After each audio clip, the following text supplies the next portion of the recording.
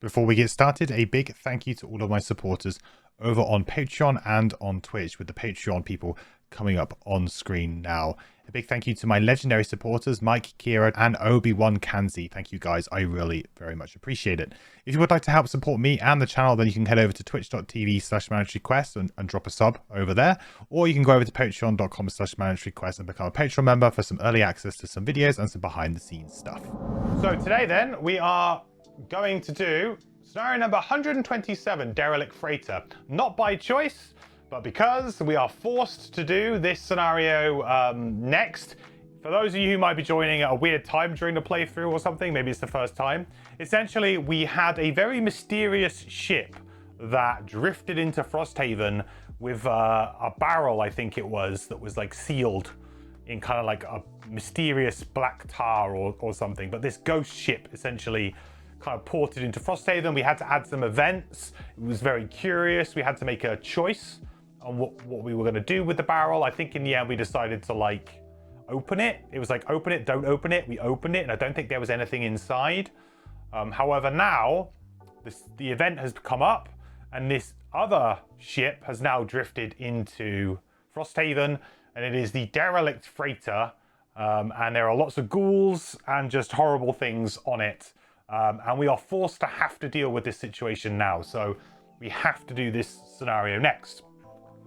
So yeah, that's where we're at. And I believe we don't need to do a road event because this is in Frosthaven. So no road event necessary, which means we can go pretty much straight to during our battle goals and our challenges, but we'll do our Fortella section first. It looks like quite a short little book entry here, so but I'm sure this will have their special rules is longer than the introduction to the scenario, so can look forward to that one.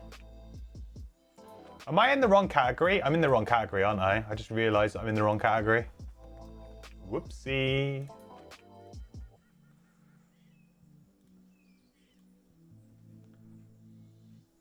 It had an empty egg inside. Yeah, an empty egg. That was right. It was empty, but like there was like an eggshell in it or something. That's right.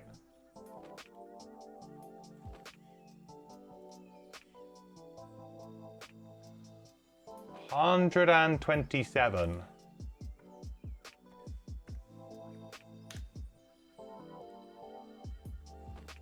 Okay, let's listen to the introduction. You grip your weapon with resolve and then hop over the ship's railing, ready to face whatever horrors await. This ship represents both a threat to Frosthaven and a chance to retrieve valuable supplies. You will cleanse the undead and do what you can to better the outpost. Oh, nice dramatic music there. Okay.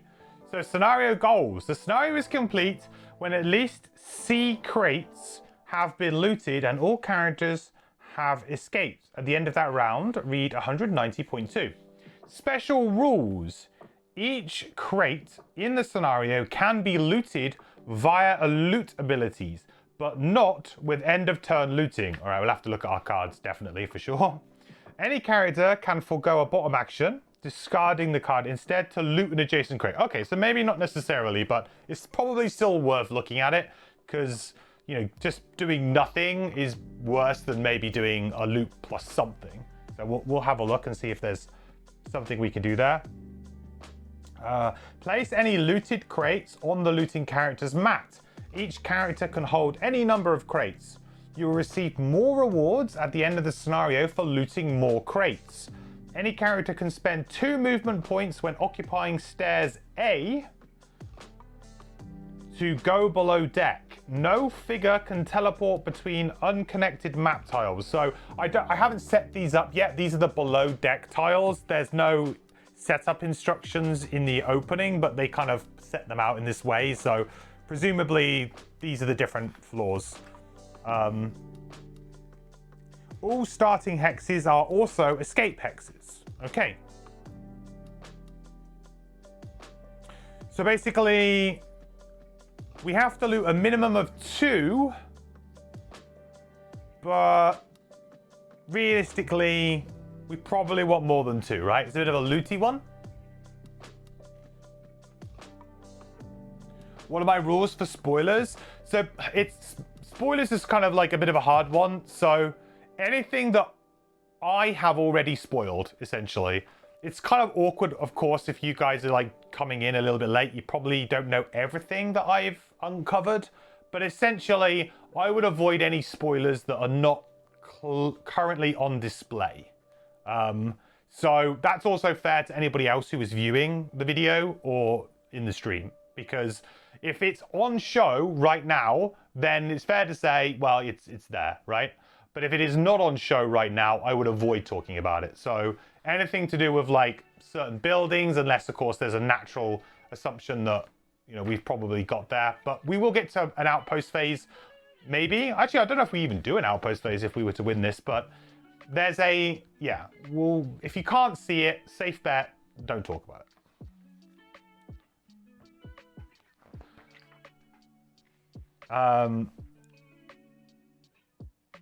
Okay, so this is pretty simple scenario then. Kind of like a push your luck one. How deep do we want to go? So we do have a barricade here, which is a little bit awkward.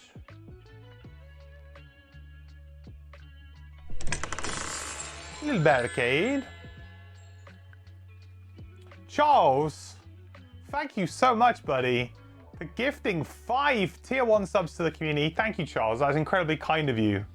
Thank you, thank you, thank you. Appreciate it very much. Welcome, Zephon, Pinsy, Ethnic, Notador, Mad Mage. Welcome, guys. Make sure to thank Charles in chat. That's incredibly kind of them. You can now watch the stream ad-free. Beautiful. Thank you so much, Charles. I really appreciate that. Yeah, enjoy no ads. That's awesome of you. Thank you so much.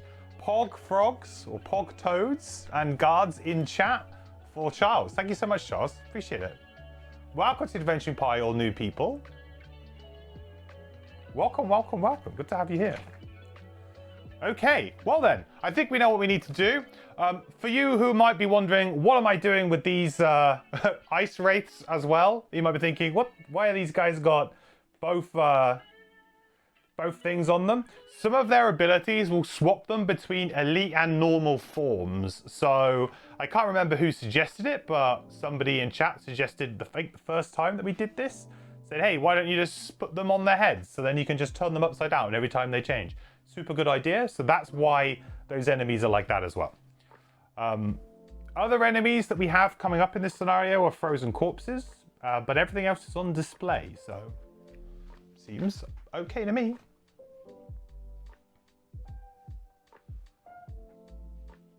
Awesome. Okay, so let's do battle goals then. This could be quite a good scenario for doing a challenge as well, because we can kind of pick our own difficulty a little bit, right? If we did just want to get, 2 crates and get out, it would be a very simple scenario.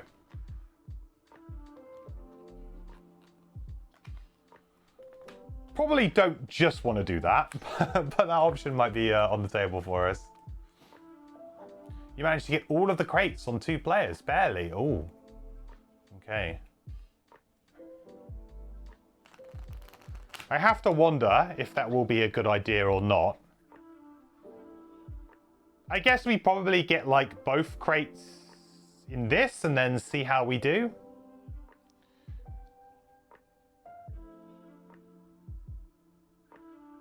Looks like it costs us 2 points of movement on the stairs regardless, so. Right, so let's do 3 for our trapper, shall we first?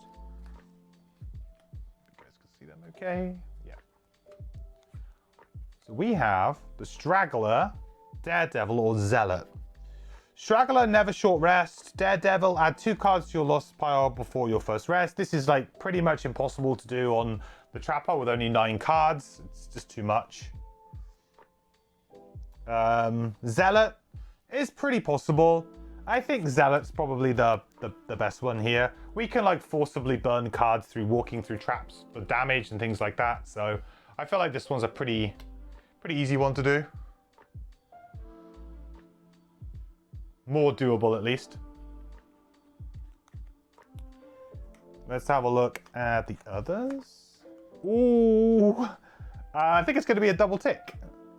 So we've got Miser. Never exit a room with loot tokens in it. To be fair, that might be... If we're going to be looting a lot, maybe Miser's a good one for this scenario, because we're going to be focusing quite a bit on loot. So... that one might be okay, actually. Prepper. Perform no attack abilities in the first 3 rounds. That's pretty difficult for the Deep Wraith, so I'm going to say that one's out.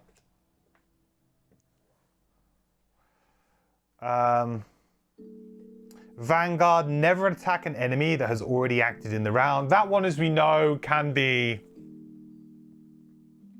it can be done, but it can also really screw you. I can't remember if the Ice Wraiths have really early initiatives or not. But basically, we have to go early all the time, which can be tricky also. I think Miser is a fine one, right? I think Miser is the pick here. You got your group in a sticky situation by taking Prepper once. Yeah, I can see it's not a great teamwork battle goal, is it? Because certain characters are like, yeah, fine, easy 2 ticks. But other characters who you really kind of want to be helping, you might be really hindering your party by not doing it. Probably go up here with this one, huh? Yeah, there you go. I need to put a token up there. There we go. Nice.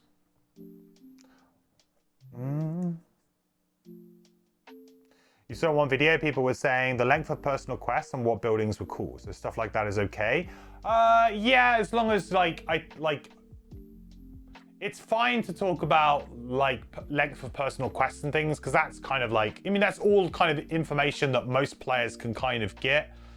You know, it's in a deck that you draw from that's, you know, if you wanted to, you could flick through the personal quest deck. I don't think there's anything wrong with that. So talking about length of how long they take to complete, I think that's okay, as long as you don't say, oh yeah, you can complete it in 3 scenarios by doing this building and, you know, by chucking a bunch of spoilers in with it.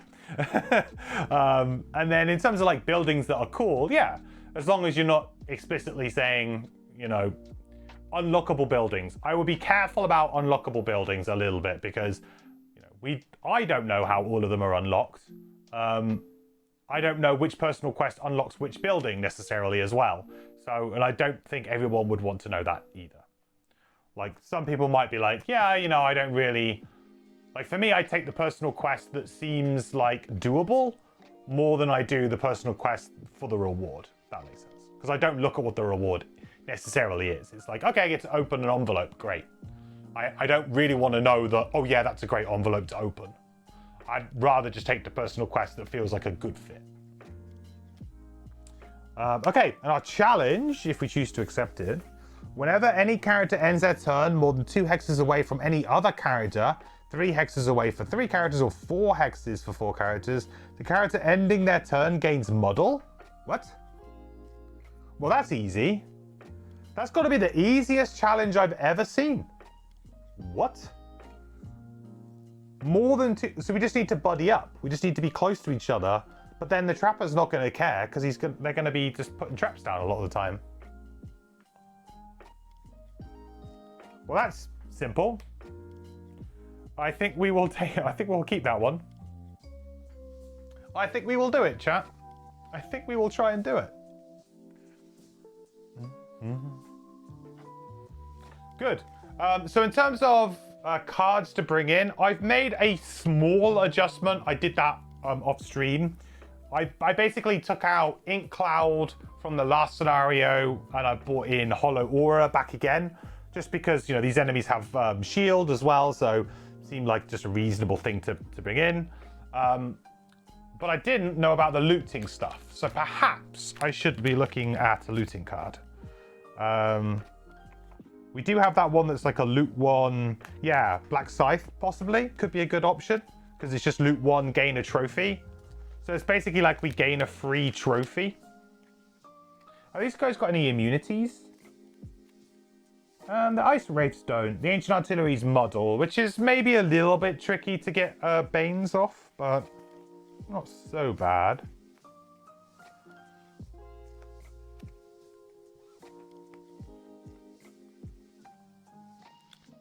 Yeah, we could bring that card in. Black Scythe's a really good top too. Do we have enough Dark Generation? That's the question here to warrant using it. Maybe.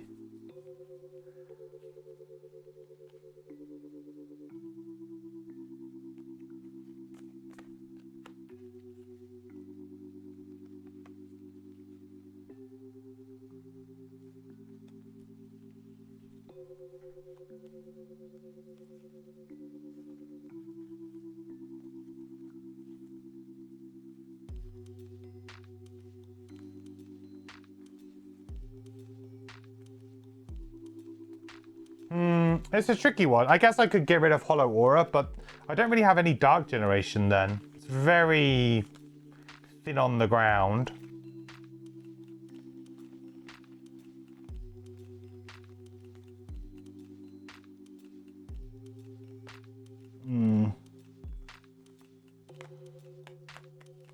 I could get rid of some invisibility, but invisibility is really good for my character now. That's too good. That's too good. That's arguably too good. This is arguably a burn. So, it's tough to fit this card in. I guess I could get rid of some of the invisibility, but then I'm severely losing on the other cards. I guess I could not play Mantle of Dread this scenario. We just give up a card, right? We'll be fine. We can give up a bottom action to loot, right? It just works quite well with Miser too. What level are my characters? 9 and 15 seems squishy. So Trapper is, I think, 4? Or yeah, 4. Very nearly 5. And Deep Wraith is 5, going on 6, I think. Yeah. Yeah, neither of these two characters are massively big on their health. Like, neither of them are, like, really crazy on their health. In fact, Trapper's probably got the lowest health pool you can actually get on a character, right? Something like that.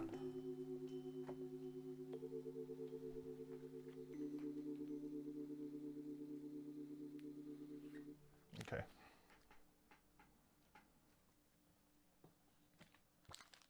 I've got a loot already on my Trapper, so don't feel like we need to bring in another loot.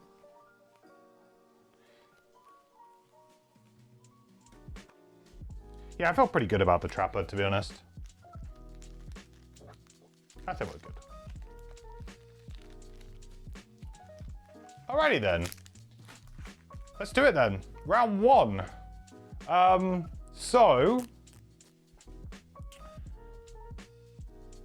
the elites have Retaliate, and the regulars have Shield, and they have Curse. So Curse and Wound, actually. So that's... They're definitely quite scary. You want to get them dead pretty quick, I would say.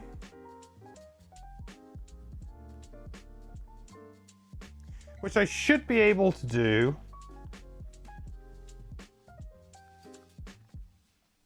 They don't have much health, right? 10? Yeah.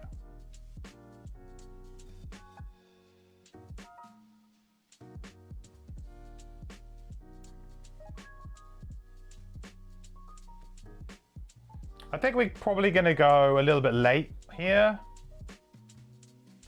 Where can I start? I can start a little bit further back if I want to. I think I will. What's the range on these guys? The range on them is...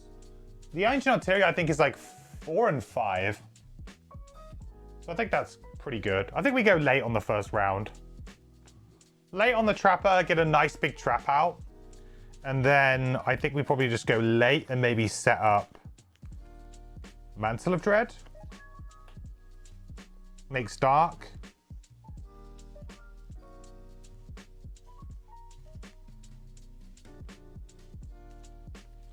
I'm not sure if the Ice Wraiths are ranged or not. I can't remember if they're ranged or not. I have a feeling like they're not. Or maybe their range... No, they wouldn't be... They couldn't be different in different forms because the cards are the same. I have a feeling like they're regular. Like they are... I have a feeling like they're melee for some reason. Might be wrong there, but I just have this feeling.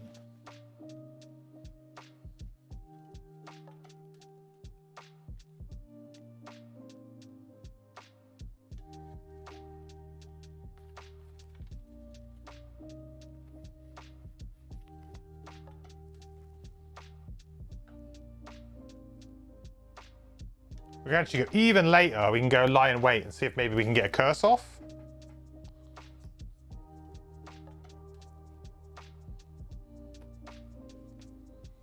Oh, that's a range 3 attack. Okay, so ice race first.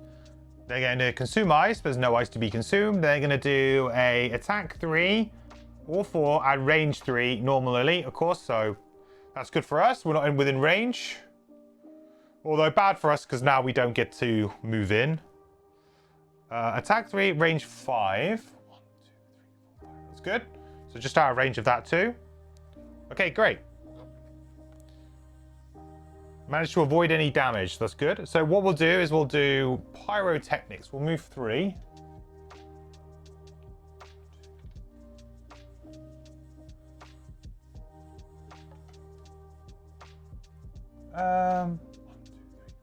Yeah, that's fine.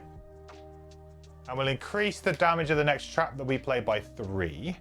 Then we'll play Ball Catcher. Make ourselves a nice big trap.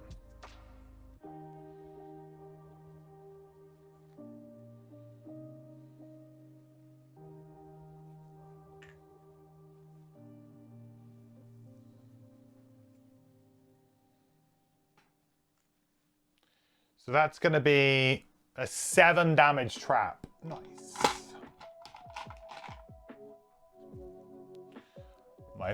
My hope is that I can kind of kill him quite quickly with that. And we get 1 XP. So that's Trapper's Go. Deep Wraith. We're going to play the bottom of Mantle of Dread. Maybe not the best idea in a scenario like this to burn a card very early on, but it's such a strong ability for us that I feel like we kind of have to.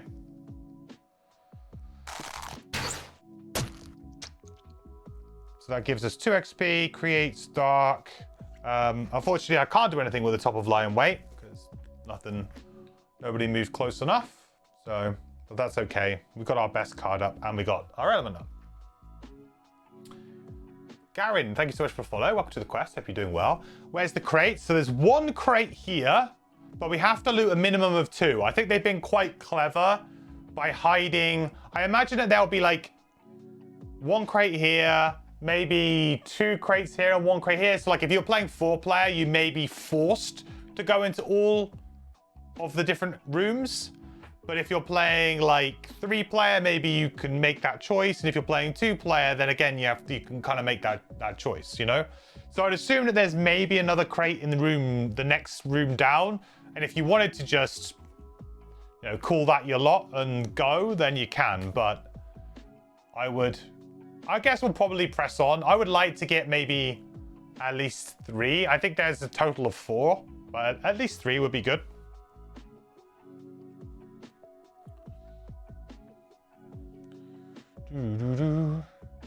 Okay, so next round then. A very nice, safe round. I approve.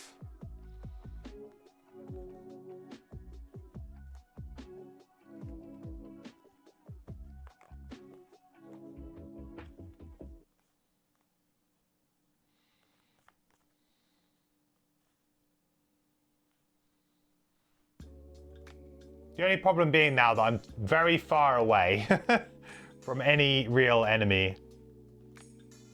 I guess I could, like...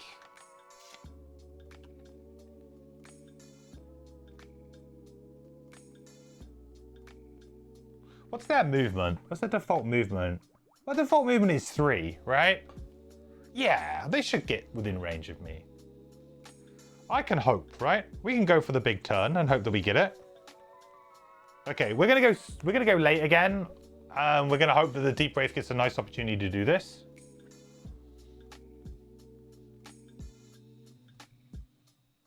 $92. Trapper's probably gonna go early though and try and maybe kill this one, although it's a bit sketchy.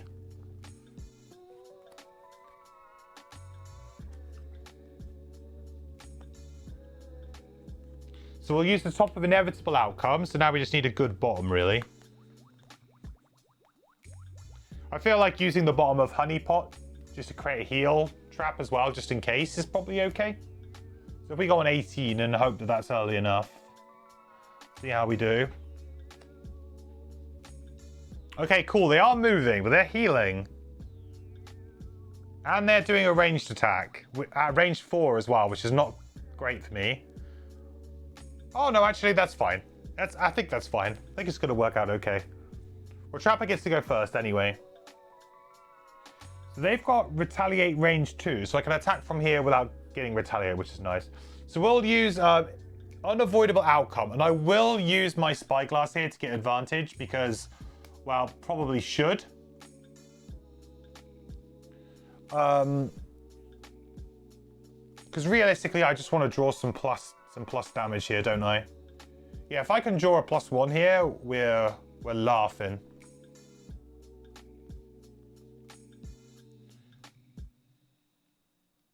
Okay, well that will do it too. Okay, let's we can pick our poison here, I guess.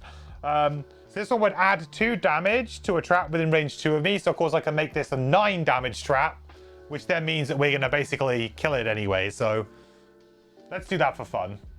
So that's now a 9 damage trap. So we do 2 damage. 1, 2. And then we trigger the trap. Boom. 9 damage. Absolutely wrecked. Was it just there, wasn't it? Easy.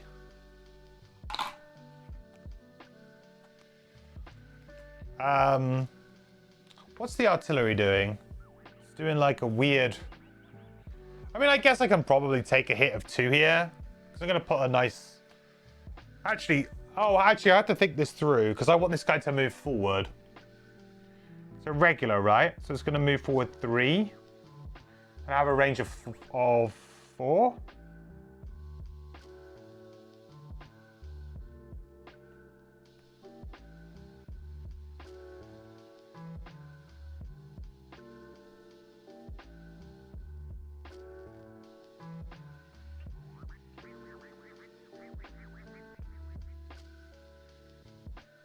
Yeah, I need to make sure that it comes further forward. So I guess I'll probably just be a little bit conservative here.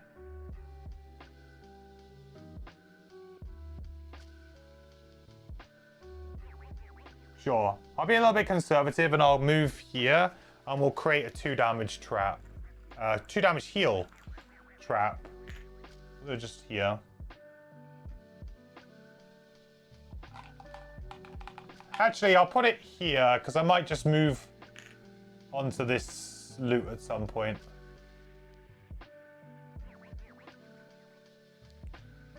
I might consider using my stamina potion to get that back too. Pretty good start though for the trapper. Okay, great. So the ice wraith is going to go 1, 2, 3. Going to attack our trapper here for 3 with a curse and make ice. So it has disadvantage because of our armor. Okay, so 2 damage to the trapper. And a curse. Okay, ancient artillery. It's range 3, right? 1, 2, 3. Can't get anything with its AoE. So that's good. So deep wave time. So going late seems to have paid off really nicely for us. So we're going to teleport 3. We're going to consume a trophy and this dark. to give ourselves invisible and 1 XP.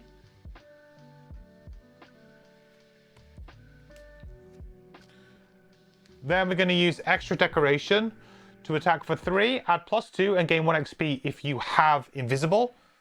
Gain 1 XP. So we'll attack for 5. We'll gain advantage on this as well. Why not, I think. And we'll also use the heavy sword. Because why not? He's got shield 2 though, right? Yeah, that's a little bit unfortunate. So it's going to be 5, 3, 4, 5, 6 with advantage. Yeah, sure. 6 with advantage seems okay.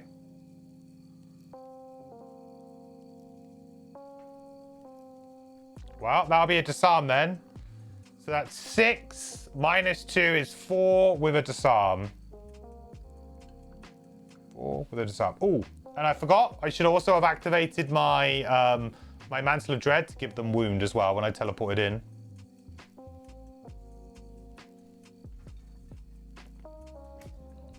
Nice Deep Wraith turn. Very nice Deep Wraith turn. All right, next round.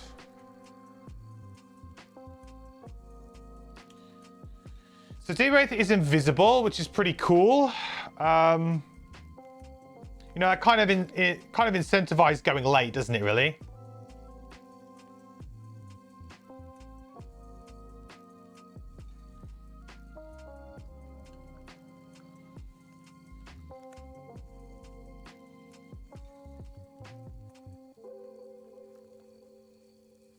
Wondering if I can get a really nice Bane off on one of these artilleries. That would be super good. I think I can, you know. The problem is I'd have to do it on like 20 initiative. Which I guess that's fine though, right?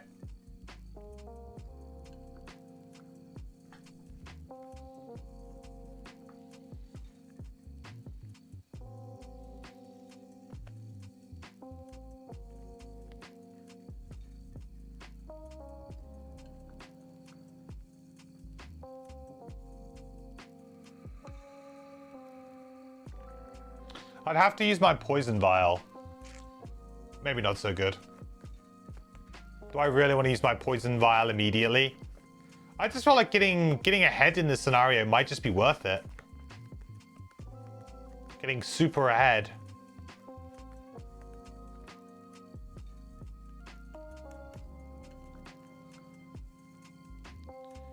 I'm saying that going late is so good right now. Oh, let's go late. Let's go late.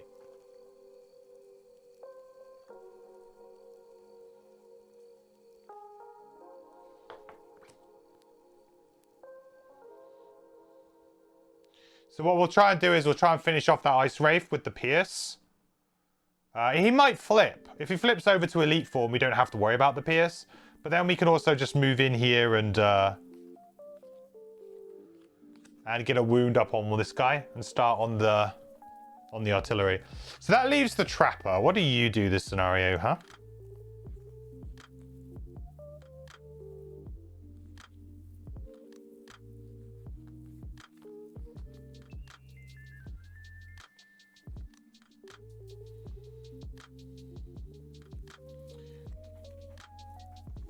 I could go invisible myself.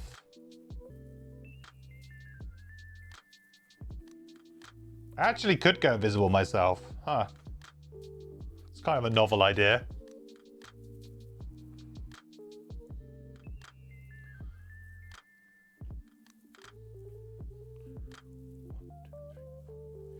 Yeah, I could do.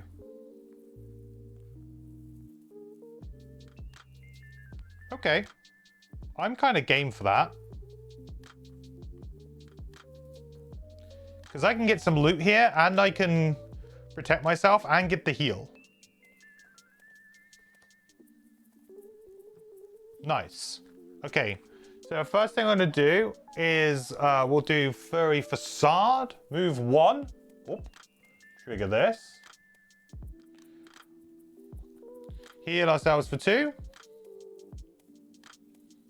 Gain invisible.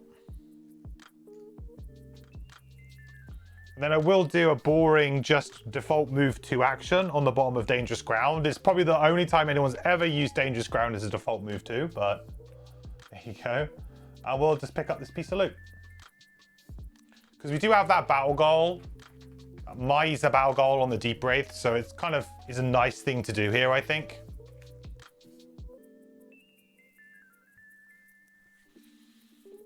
Nice, +2 lumber.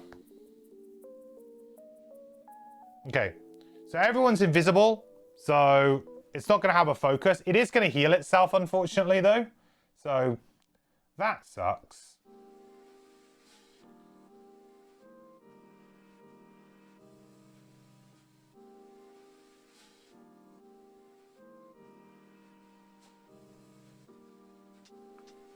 So on to the Deep Wraith. Ooh, 88 is not last? Huh.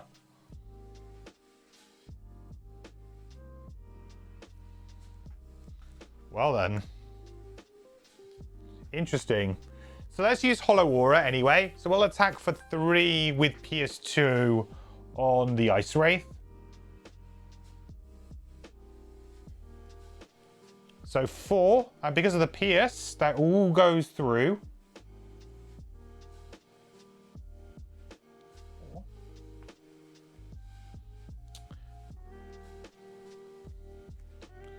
Create Dark.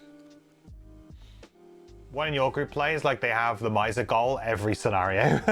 There's definitely like a switching point, I think, where in Frosthaven, as in like the video that I just released talking about it, I think the first 5 scenarios go loot crazy, like just try and get as much loot as possible. But I've personally found that like now that I'm kind of like in the middle of the campaign, if you like, I haven't been struggling too much as long as I'm doing a decent level of looting. I don't need to like go out of my way to go loot. I can kind of just loot as I go, get like, you know, 60 to like 75% of the loot in a scenario, and I'll still be doing pretty good. I should still be okay. I'm also not the kind of player though that buys a lot of things like unnecessarily. I generally like to save. I've always been a bit of a hoarder. So for me, I haven't had too many issues really with just getting what I need when I need it.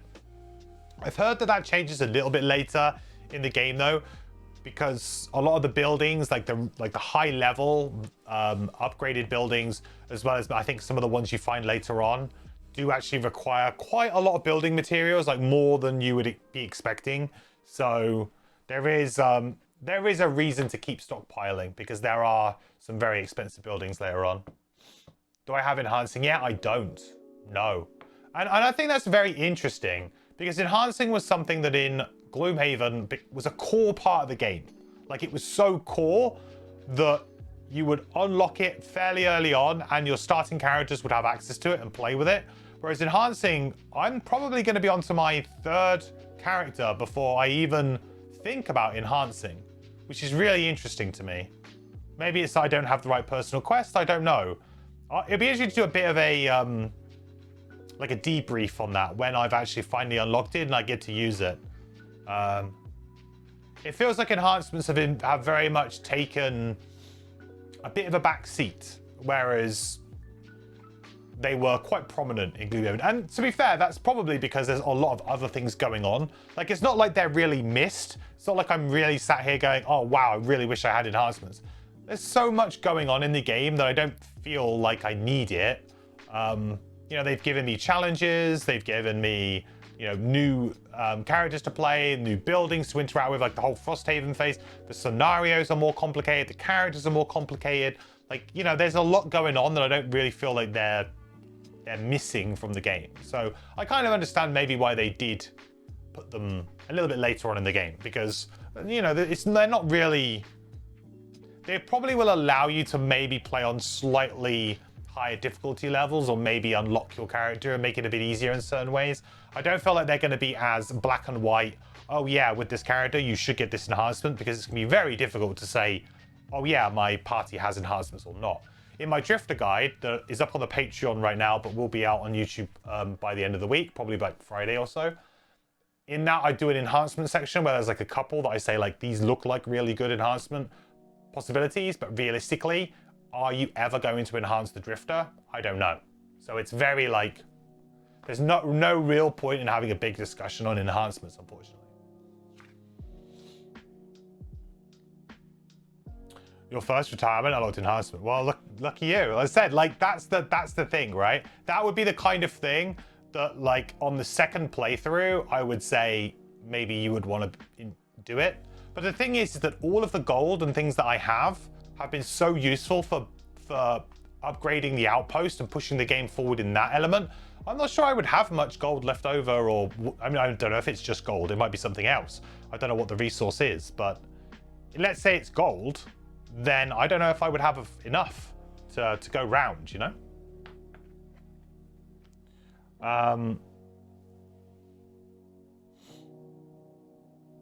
So next step is to do lacerating stabs bottom. I was going to do it to the artillery. Range 5. 1, 2, 3, 4, 5. Then I'll get hit by 2 of them. Doesn't seem like a good idea.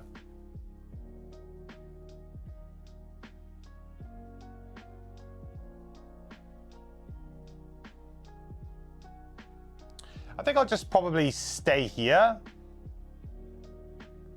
and just kind of teleport to here. So I'm going to take 1 hit, but I'll wound the Ice Wraith, because that will hopefully just kind of kill it over the next 2 rounds, and I can kind of ignore it maybe. Okay, so we're going to take an attack of 4 here. I've got no other mitigation, unfortunately, so it's just going to be a flat draw. Okay, then. That's quite a lot. I shouldn't be invisible anymore, right? Yeah, I shouldn't be invisible anymore. Don't know why that stuck around. I should be... Yeah. Yeah, that would be 8 damage then. That would be 8 damage. Wow.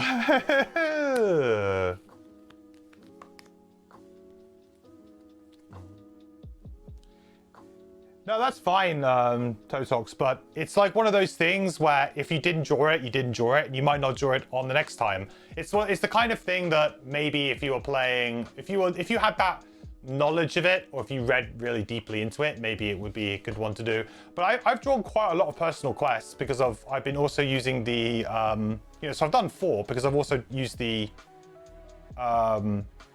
inspiration points, and I haven't seen it, so I just feel like enhancements is weird because it's like I don't think that I don't really feel like you can recommend them. It'd be interesting to see where I'm at when I'm like finishing the game up. Like when I finish the game up and I've completed, let's say, 70-80% of the scenarios, we're kind of at that end point where we're finishing up the main story. We've done a load of side quests. We've got quite good prosperity. We're in a really healthy place. We've done most of the buildings, if not all of the buildings. How is it at that point the enhancements become really fun to play with or not? Or are they just going to be are they just going to take a bit of a back seat? Gloomhaven really didn't have anything to spend your money on. It was like you can buy items, you can donate to the temple, which helps you get more items to buy. So it's kind of like the same deal. And then you could enhance. Like those were the only things you could really do.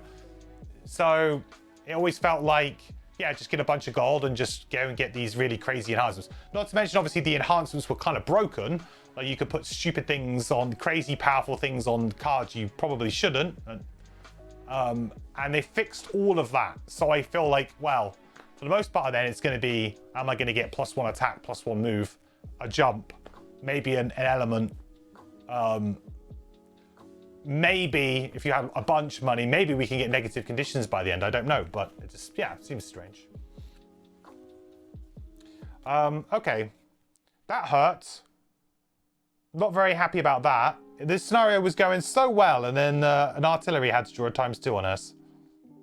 I guess what I could have done is pushed forward. That would have been a really good idea. And then I would have had disadvantage, maybe. That could have been a thing.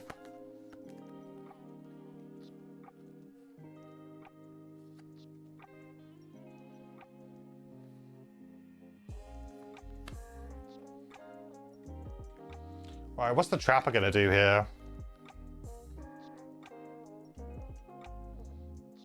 Thing is I haven't actually put any traps out. Not a good idea, really. I need more traps. Where have all my traps gone?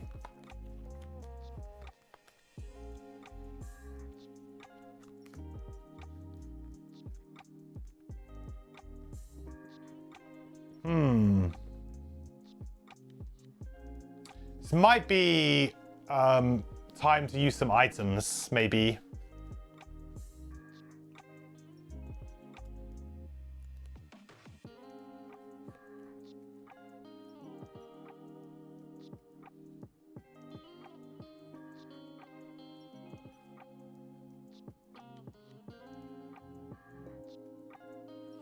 Yeah. I really, really hate fighting fighting artillery. They're just kind of tough. We have Dark Up, don't we? We do. That's good. That's something. What can I do with that? I can muddle a bunch of people.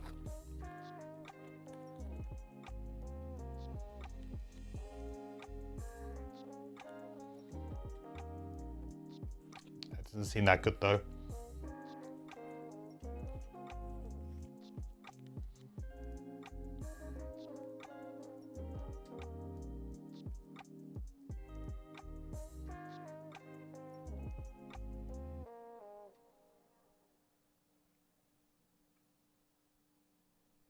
I could stun one, maybe. I could stun this guy. That would probably just do the job, wouldn't it? I really should have used my stamina potion, I think. Okay. This seems like an okay move. Seems okay. Have I unlocked any more characters since when I first created these two? Yes, I've unlocked both Meteor or Comet, and I've unlocked Astral. I think I'll probably be playing maybe... I'm definitely playing Meteor as one of my next two. Astral looks really fun. Supposedly it's one of the best in the in terms of people are blown away by it. I hear a lot of really good things. Astral is also designed by Marcel, and I've not been the biggest fan of his classes.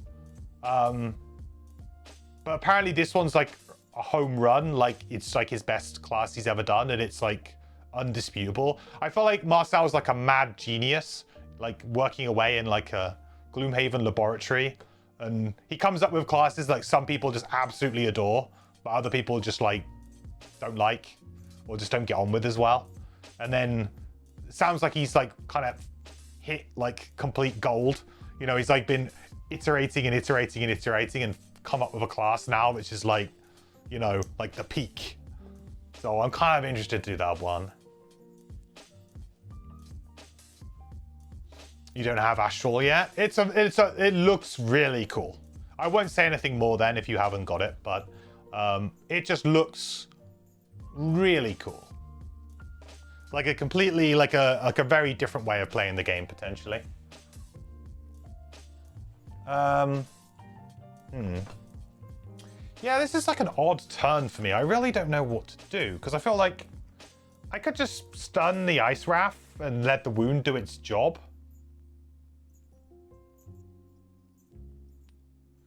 And kind of run away a little bit on my Deep Wraith to then maybe... But then I've got a pretty good turn. Yeah, oh, I don't know. Let's just maybe do that. Let's see what the enemies are doing. They might surprise us. They might be doing something rubbish.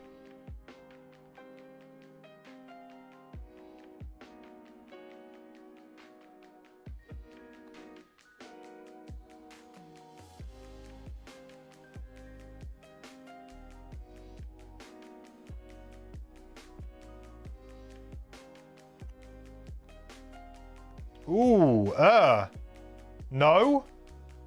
That's not happening. Boots of speed, please. Oh, not on you. On you. Ugh.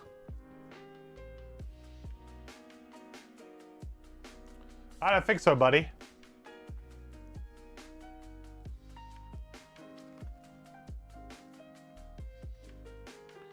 Okay, so he's already taken 1 point of wound damage, so I should probably just bump him up a bit of health.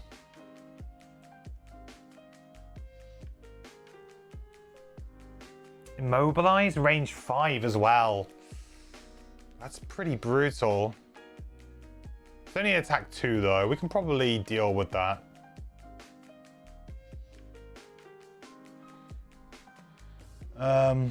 Sure. Can I take 2 hits of that? I just need attack 2, right? The average 1 times 2. Yeah, I can probably do that. Okay, we'll use so we'll use Staring into the Abyss to stun here.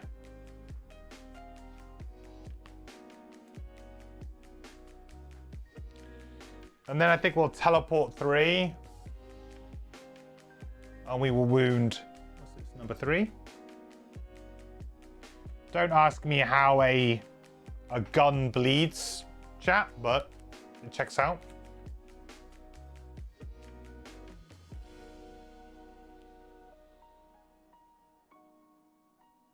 Oh, that's interesting. It gave him his health back. That's cool.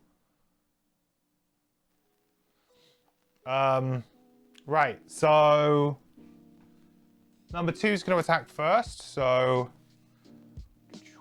no damage and immobilize.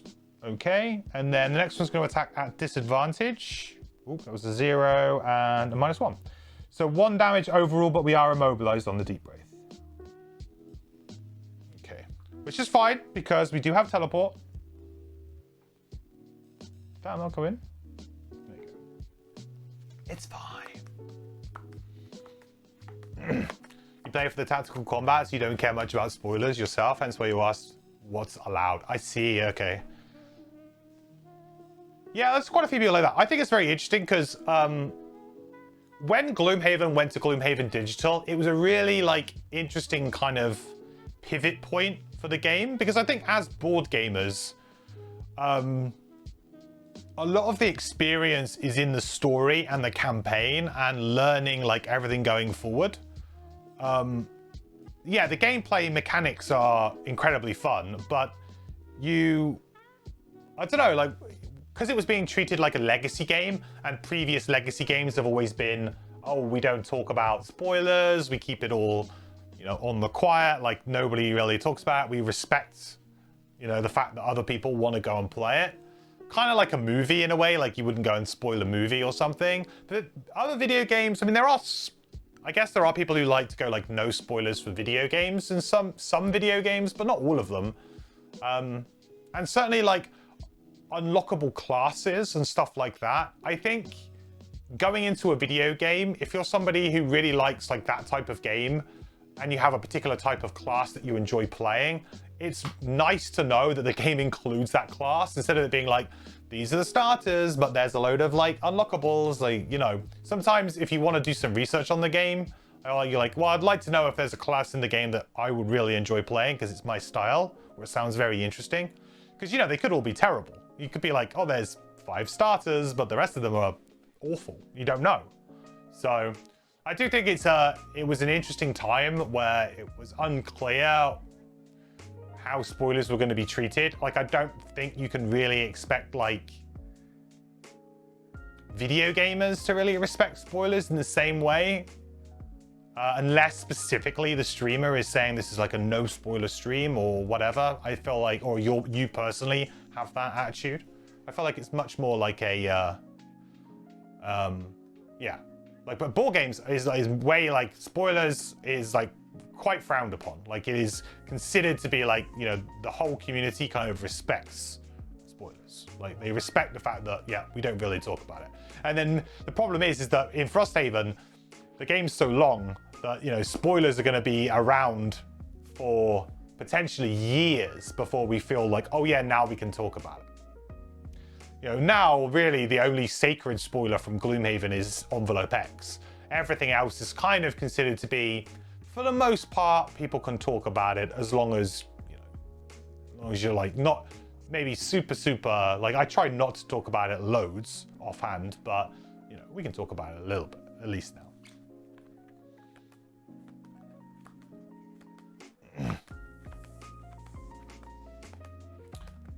You've been spoiling for weeks, would rather have a better grasp on the game to just keep the pace of the flow better. There you go. I mean, I feel like that's like an interesting perspective. You know, that actually wanting to kind of like, oh, I want to kind of know like what I'm in for. I want to know like, how does the scenarios play? How do the characters play? You know, what's a good idea with that? What's a good order to do this? You know, and that's, I think that's much more of like a video gamer mentality than it is a board gamer mentality. Or at least that's my personal feeling. I might be way off base here, but that's kind of like my feeling with it. Anyway, Trapper time. Trapper time. Kind of a boring turn, really. I was just gonna like use the bottom of Exploding Decoy. This is like the most underwhelming thing ever. So we'll put a 2 damage trap there. Whoop. Then I'll use Dismantle to do an attack 2 against the artillery. Wow. Power trap gaming there. 1 damage.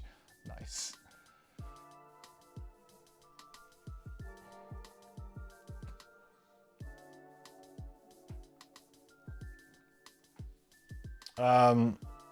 Right, I should definitely use my stamina potion here though. I've got a push, which is good.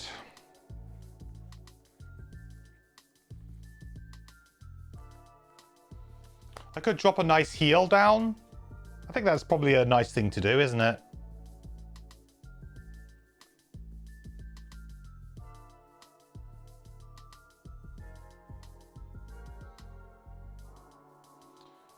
And then maybe I can take the hit for the Deep Wraith for next time. I feel like that's fair. Yeah, let's use our stamina potion, get back the old honey pot.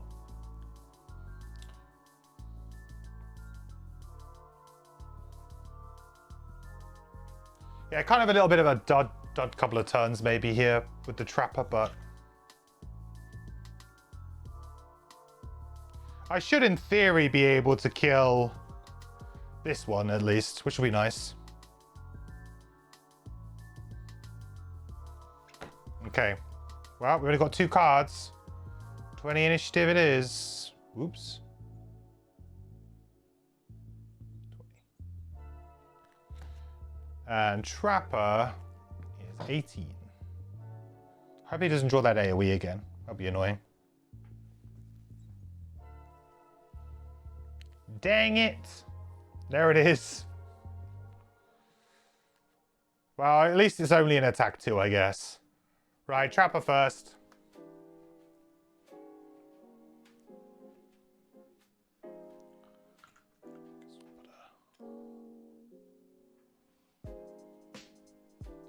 Heal 2 damage trap there. There. I'm spot on, definitely a video game min-maxer. There's a lot of min-maxing in board games as well. There's min-maxing in board games, but I feel like people are a little bit more like, I don't know, like, I feel like a lot of people like kind of keep it a little bit more to themselves. Maybe it's just because it's a smaller community as well. That's also like part of it. Like video games are like, you know, we're talking like they're so widespread and the interest is so large that even if, let's say, 10% or 5 to 10% of the video game community seek out guides or streams to do with the games that they are playing or they're interested in to learn about them, and they don't care, like that number is going to be so much higher than like board gamers, right? Because board gamers might be a little bit more like, oh, there might be a higher percentage, but because the overall number is much lower, it feels lower. Because I've seen, like, you know, I've seen some amazingly done guides and videos for like board games on games like Root, Terraforming Mars. Like I've seen some really good like strategic guides on like different ways of playing different things. But of course, like the community is so much smaller. So it just doesn't give off that kind of effect, I think. So there's a lot of people who are interested in like min-maxing and playing really well. And I guess also maybe the medium is a little bit harder. I mean, I don't know how big the World Series of Board Games actually is in terms of like competitive games as well. I think that's the other thing, is that apart from maybe like card games like Magic and things like that, they're kind of like in their own bubble, right?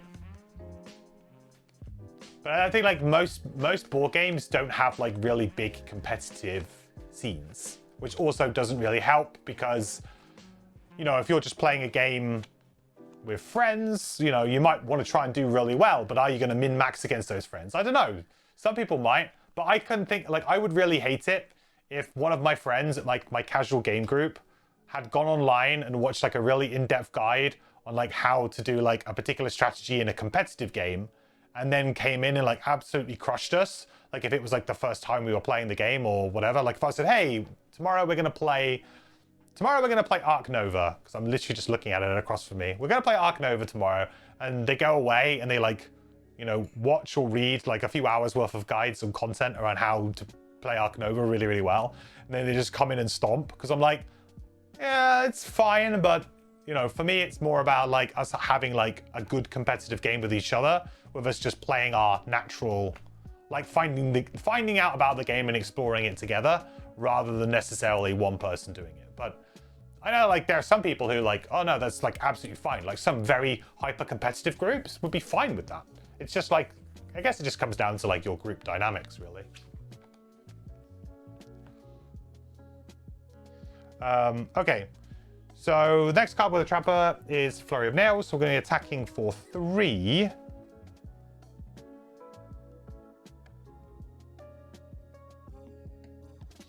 Trapper's still showing as invisible. Interesting that invisibility is not falling off the characters.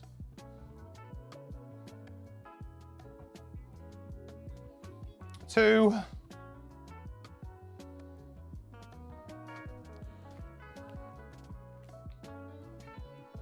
A little bit frustrated now, but hopefully we can get the kill with the Deep Wraith. So I'm going to attack for 4.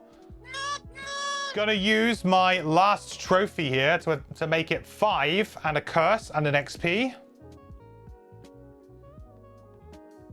So 5, 10. I think that's a kill, chat. That gets us a trophy. That drops down.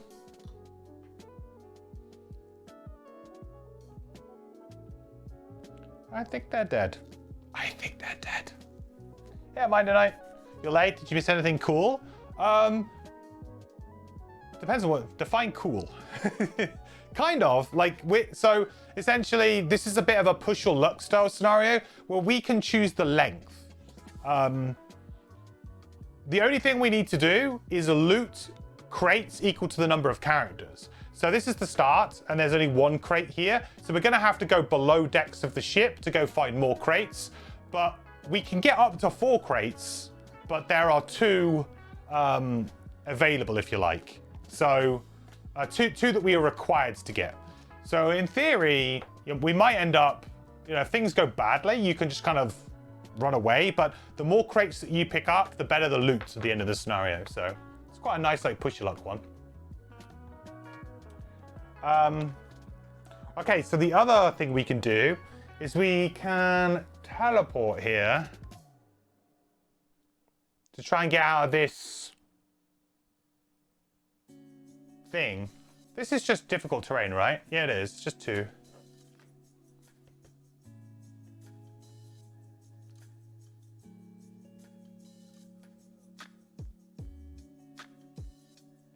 Gonna have to long rest next turn. Maybe it's good to just kind of run away a little bit here. The problem with the Deep Wraith, though, is that we kind of need to be around.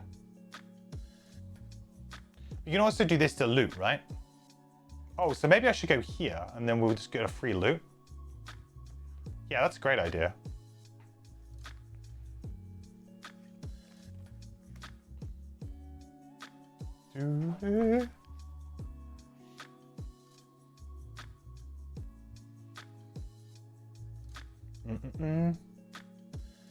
You say the fun is figuring out those strategies, not in looking them up, but maybe that's issue. No, that's totally, I completely agree with you there.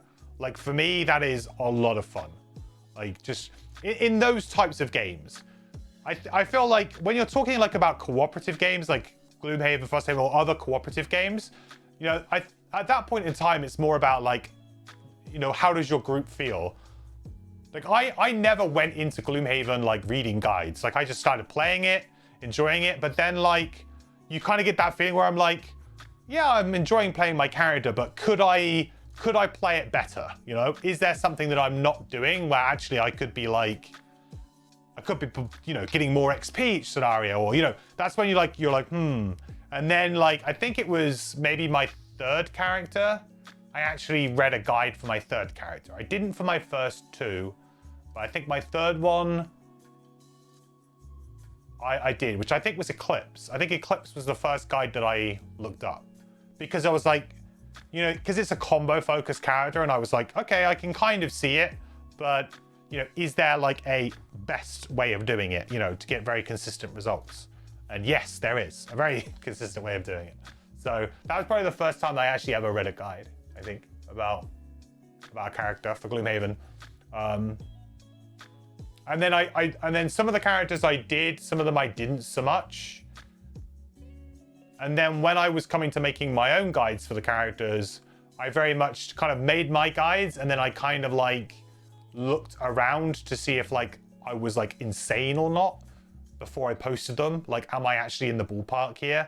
And it was good to, it was reassuring that I was kind of on the same page as like other people who I respected. So I was like, cool. Like, I feel like we're in a good place. So we've come to a good conclusion. Reading guides felt necessary when you start a character of 5. Yeah, that too. Because you can't see, like, you're worried about making a mistake, about taking a level 2 or a 3 card that actually is not so great or messes you up in some way. Yeah, for sure. Okay, Ancient Artillery is going to attack our friend with disadvantage on the Trapper for 2. 1.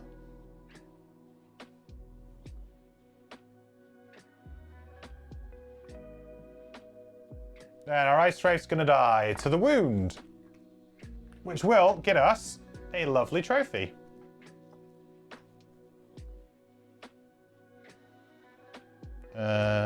Yep.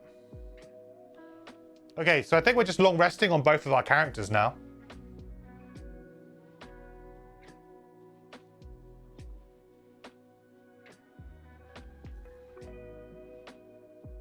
No!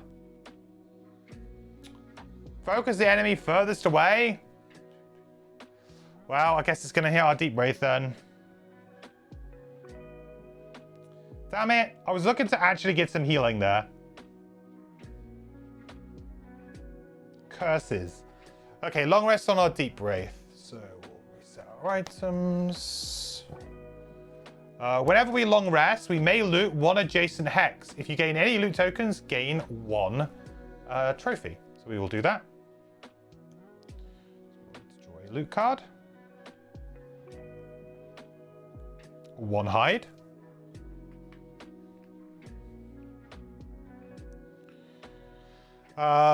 So we need to gain 2 health. Boop, boop. And we need to get rid of a card.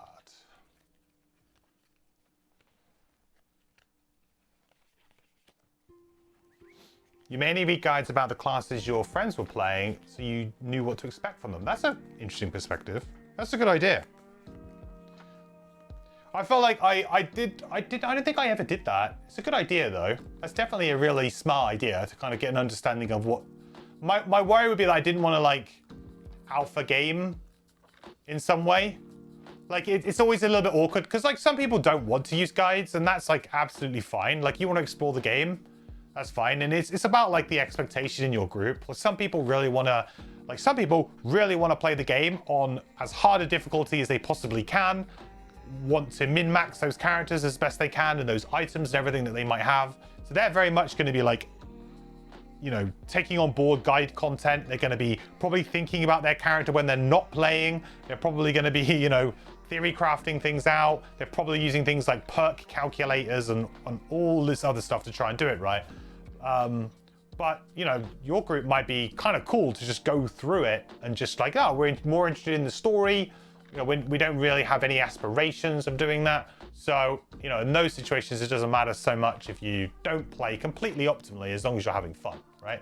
It depends on how you find fun in games. Some people find fun in doing that. Some people don't.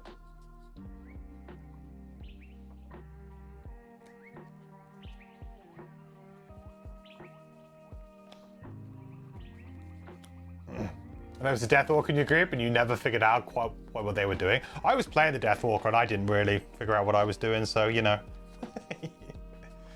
Yeah, feeling's pretty mutual.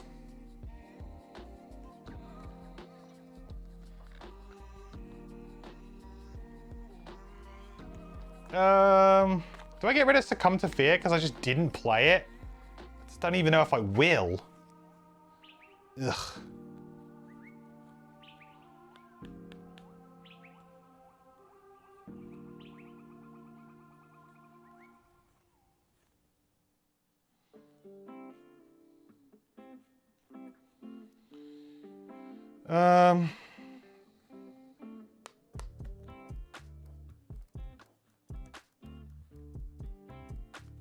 The problem that I'm having is that I'm not going to have any dark, and I'm going to need dark.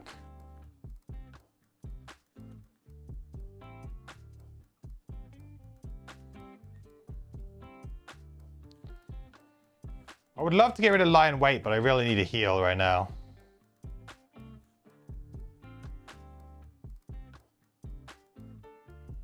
Staring into the Abyss is an interesting one I could get rid of.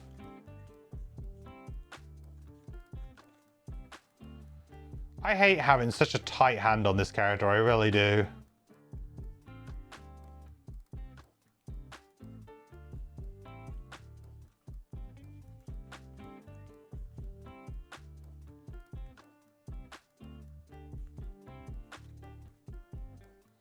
I hate it, man.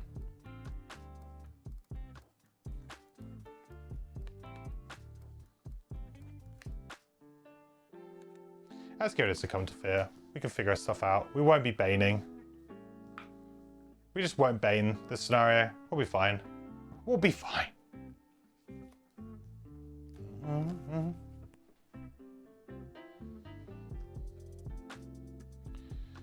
So Trapper, get everything back.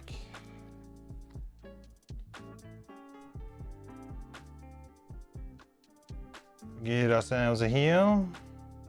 And we can create one damage trap and adjacent hex if we want.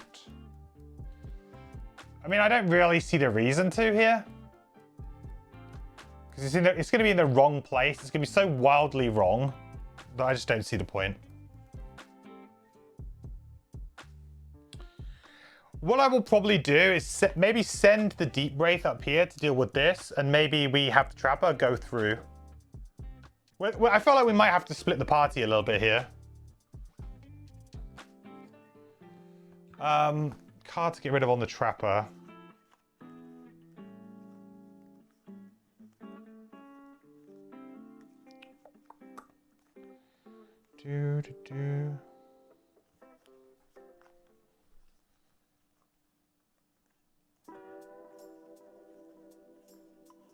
Maybe Ball Catcher. Catcher. Well, let's move forward jump actually.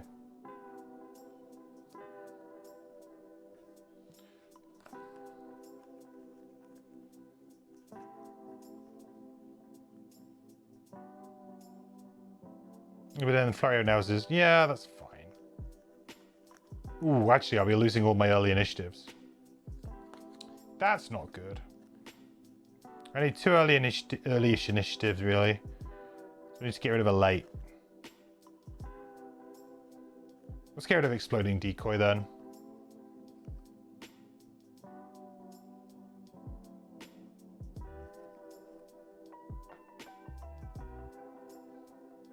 Nah, Flurry of Nails.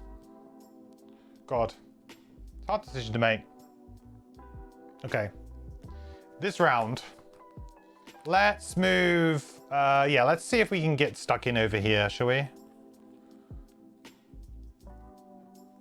Deep Wraith is no longer immobilized. It's weird that there's some of the negative effects aren't falling off. I wonder if it's a bug.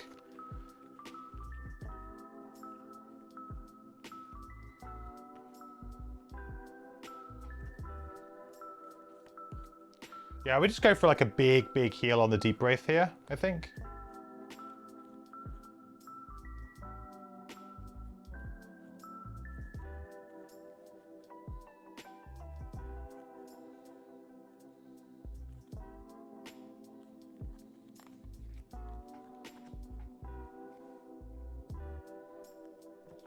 Trapper, I think, can probably go and try and just get some traps going, maybe.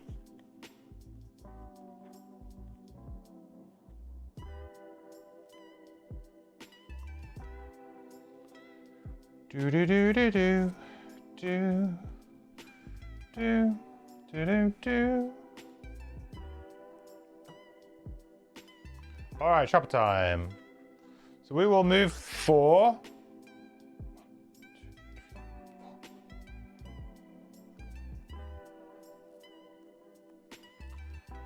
Ready to try and loot that. Then we'll use pyrotechnics. And we'll put a heal 3. Oh, I need more nice dice. Heal 3, strength and bless. Trap there. Do, do, do, do.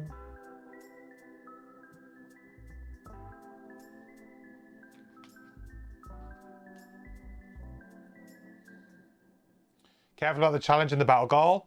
Oh yeah, we're now modeled, right? Yeah.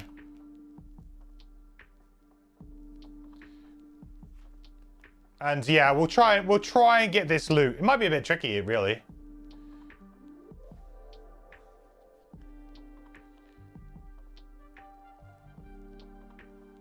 Okay, so we'll be attacked for 3 with disadvantage. 2.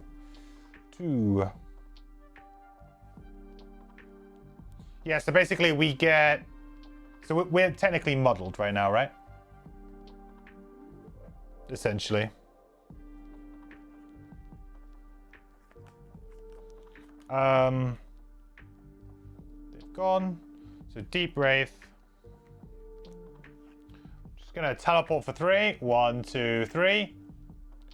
And we will spend one of these. Very cool. To get a heal 3. So we're gonna heal for 5.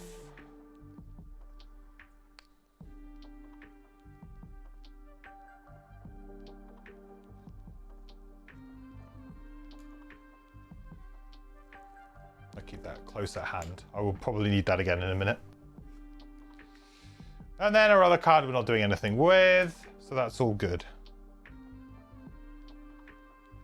Okay. Kind of managed to get back up to a decent-ish health now, which is nice.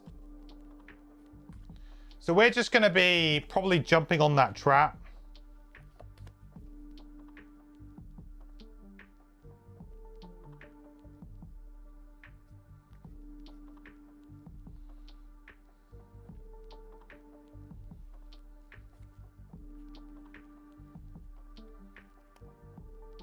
I could just give up a bottom action, can't I, really?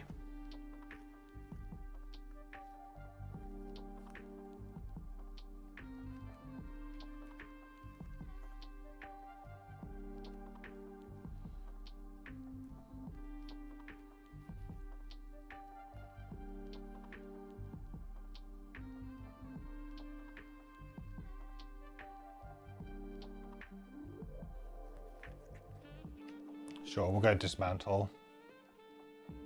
I'm kind of okay to take the damage, I think. Ooh, initiative on the Deep Wraith. This is going to be kind of tough, actually. I already feel like we've used a lot of stamina, even though we haven't, you know, done a lot. One long rest and a burn. Just feels like we're already like a little bit lower than I'd like.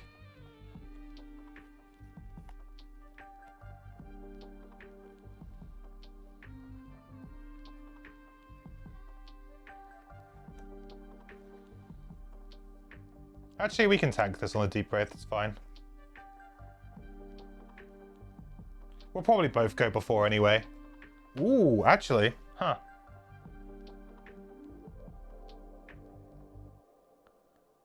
Yeah, no, that's probably fine, right? In fact, actually, I could push myself into that trap now. Huh, that's cool. Yeah, with ambiguity here, I could push myself into that trap.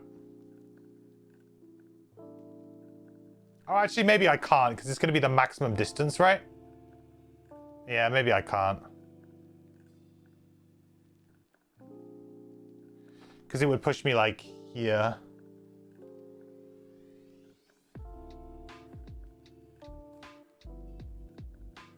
I think I'd go after it here.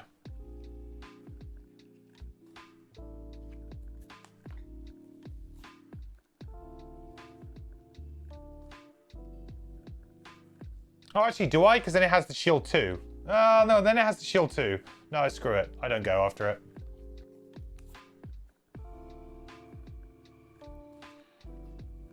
Okay. Well,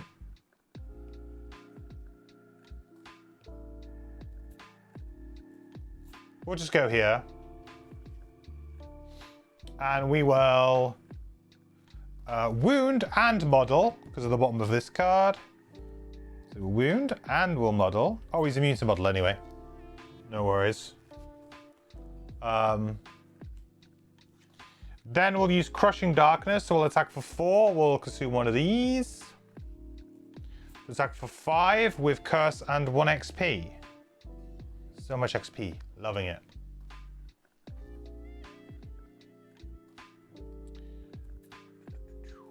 Six. Nice. 1, 2, 3, 4, 5, 6. Okay. So now it's going to push me. So I guess it'll push me like... I could choose. It's ambiguous, right? I could push like this.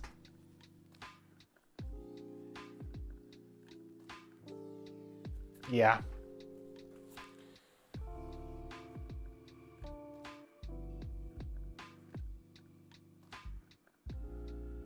And then it's going to attack me for 1. What's with these times 2s? At least it was on the attack 1. Oh, did I add the curse? I don't think I did I? In that attack. It's important. Get them curses in.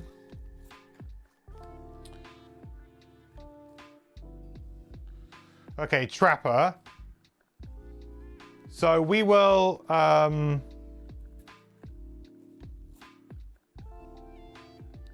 So we're giving up our bottom action to loot the crate. So our Trapper's got a crate.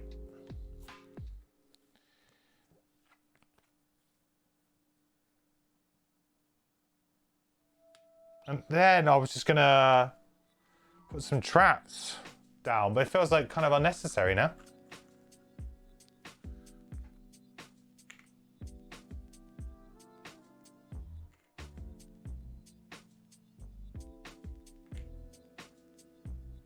Just feels like a bit of a waste. I'm not very happy with my speed right now on this scenario. I think I need to pick it up a little bit. Next room is going to be very interesting to see what is actually in the next room. Is it going to be something really difficult for us to deal with? Is it going to be like very easy? If I was the game, I would probably put the crate in a very awkward place to get to. Okay. Trapper is done. Similarly, Deep Wraith should be muddled now, right? Because it's not within range 2. I need to remember this challenge very much.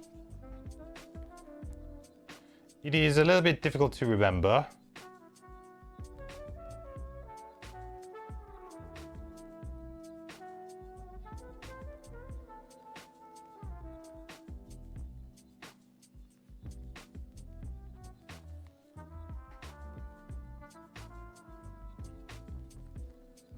Yeah, I think I'm almost going to be long resting on the... Probably going to be long resting.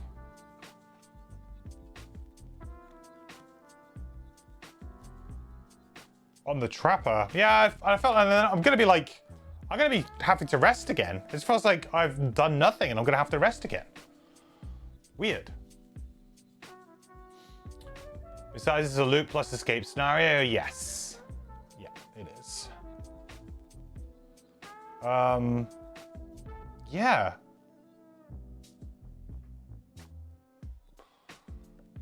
The model's kind of annoying too. Actually, it won't matter. The model won't come into play here. Right, Deep Wraith then. Do I just go and get some... Do I have to give up on the Miser? I might have to give up on the Miser, chat.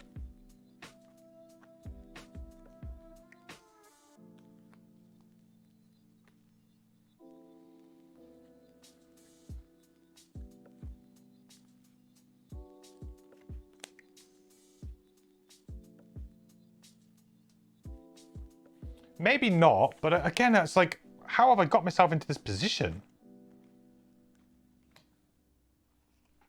It just feels weird. It's just like, for some reason it's taking me so much stamina to get from here to kill this one thing. And I don't really know how I've done it. I don't feel like I've been particularly inefficient. I don't need to kill this either. In theory, I could have ignored it, got the crate, and just gone out. There's no, like, kill all enemies sort of thing. I'm just trying to make it, I guess, a little bit easier for myself. Okay, so we're going to use Exploding Decoy to attack him for 2.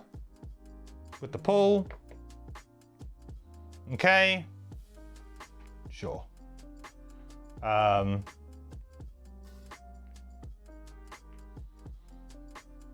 make this one a heal 5, right? So it does 2 damage, and then we pull into this trap. That's dead.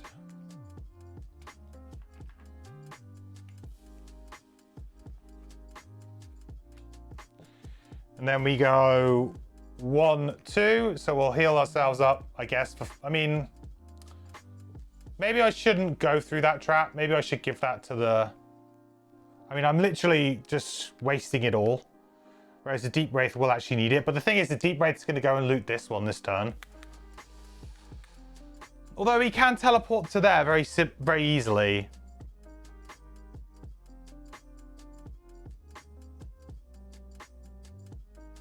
Okay. I'll move this way. But then how do I get that one? No, I think I have to do it this way. Yeah, it's a waste, but I don't see any other way of doing it. And still keeping the battle goal intact here.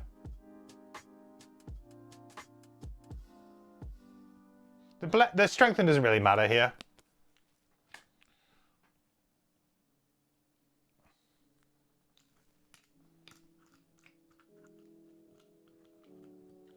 The strengthen is not going to come into this, so that's fine.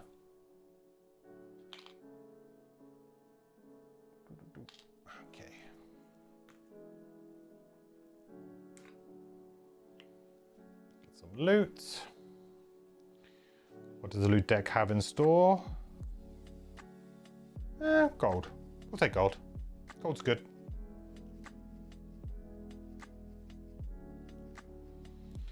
So Deep Wraith. Sure. We just move onto that loot. Maybe I should have bought a loot card because it just make things a little bit easier, but it was a bottom loot anyway, so it was like kind of a waste. So what do we get? We got 2 metal.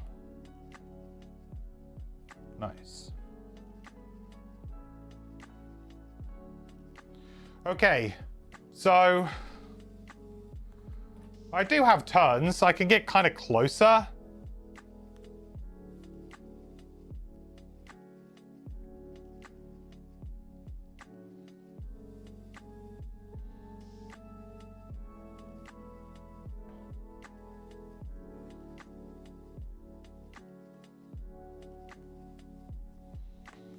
I can get closer on both characters to the door. I can get very close to the door with both of them.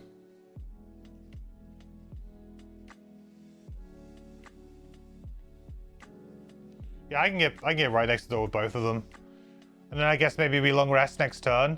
Just feels a little bit, you know, cheeky or whatever. I think I'm pretty sure I did that wrong.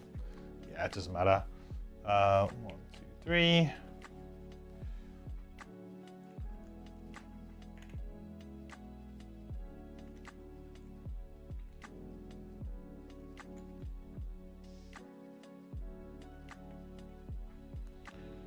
And then very facade, move on to it. Kind of pointless really, but there you go. We didn't need to heal or anything, but you know, if you're counting number of traps, it counts.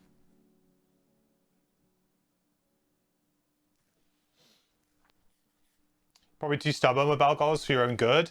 I'm generally pretty lax with them. Like, I don't try and force them. But like in a scenario like this, though, it feels like a lot more of the, if it's kind of under our control, right? We should, in theory, be able to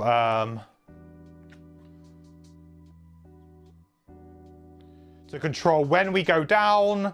You know, everything like about the scenario is a little bit more under our control, and we also have that variable win condition.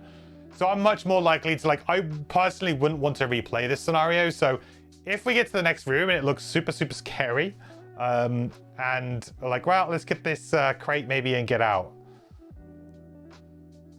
Okay, so long rest. Heal. Model goes away. Do we need to reset any items? I don't think so. Newt. Hey, Kira. And we'll get rid of it. I'm just struggling so much with getting rid of this stuff.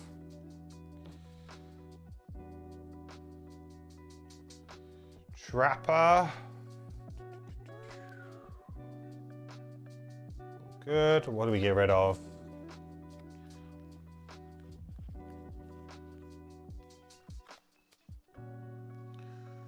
Do.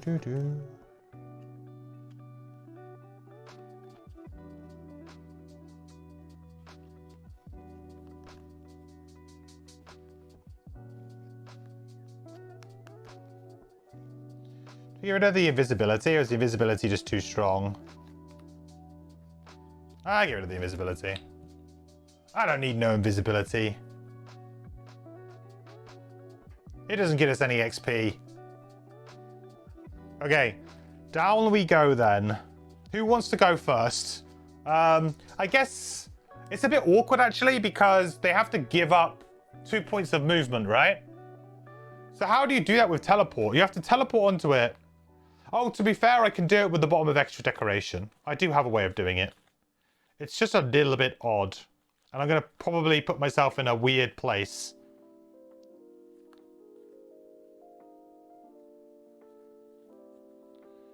Because teleport, of course, is not movement. So you found my fatal flaw. There's actually a world here where I could, in theory...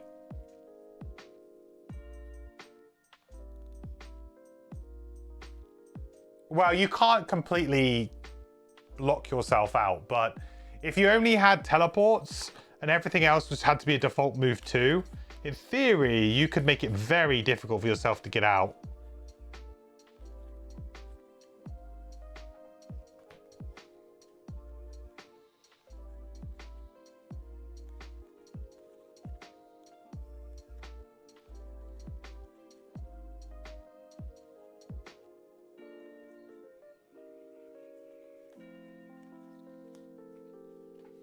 I guess the trapper's gonna have to go down first.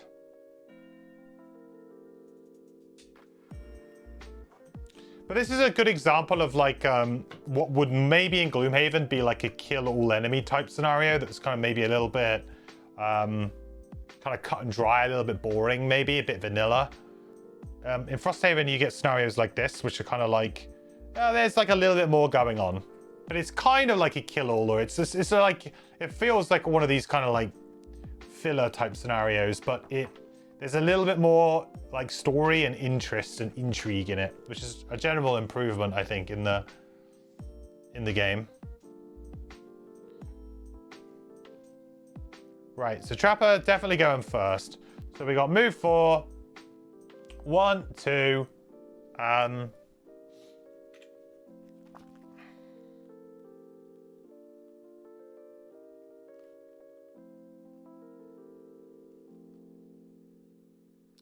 only thing is that in the key it sort of says like that it's difficult terrain.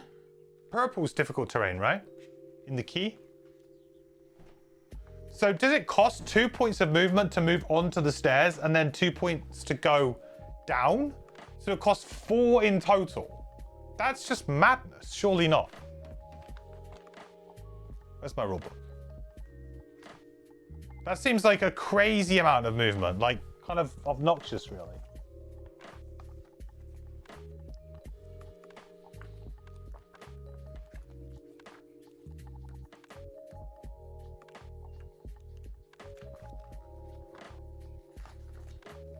Because you got the new scenario key, right?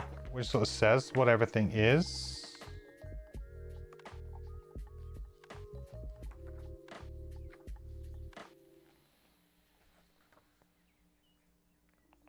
Difficult terrain.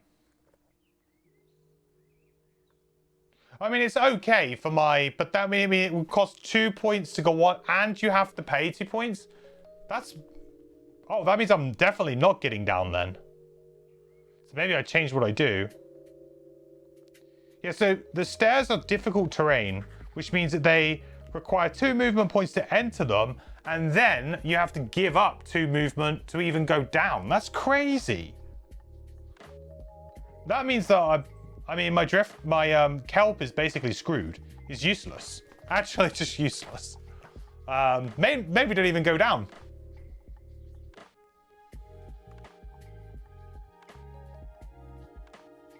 Yeah, I can jump with my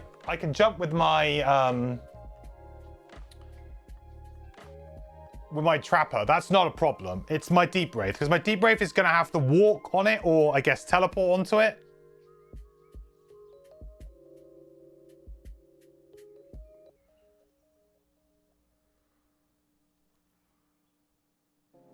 Yeah, I think I have to change what I play with my kelp now. Because essentially it's like a nothing turn. Because I'm just going to have to get onto it. And then...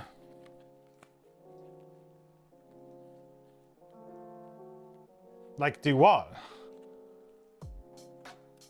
Ugh. That's kind of brutal, really.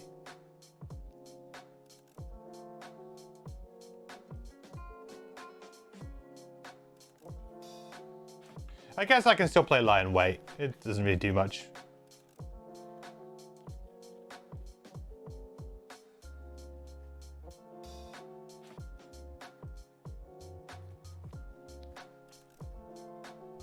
Yeah.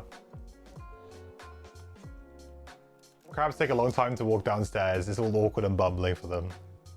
I guess they're not really naturally very good at using ladders, are they? Really? I suppose that's thematically true. Okay, so we can go down here anyway. So we can go 1, 2, because we have the jump. Then we're then just going to spend the extra 2 to move down. So let's take a look at Fortella. And let's see what happens. 153.1. You get the sick feeling that the situation will only worsen if you go below deck. But you know there will also be more supplies, and so you descend. In the hold, you find the remains of the crew, blue and frozen. Ugh. A dry moan rises up from one of the corpses, and they stand, eager for you to join them on their endless journey into the abyss. Zombies!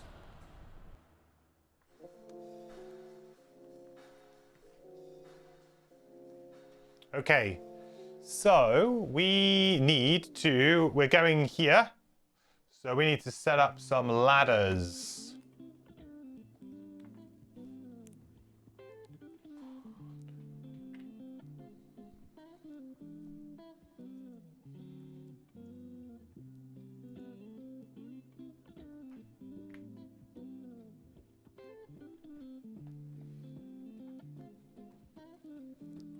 Ladders. Ladder B. Ladder C.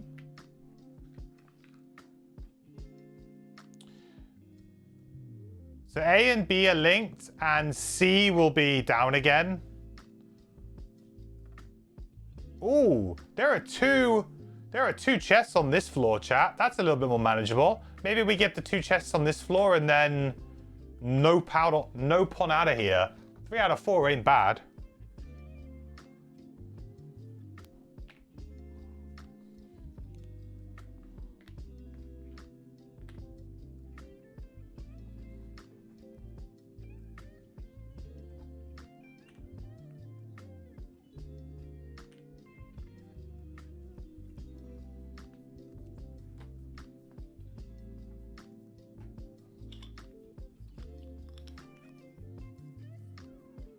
Two regular ice wraiths.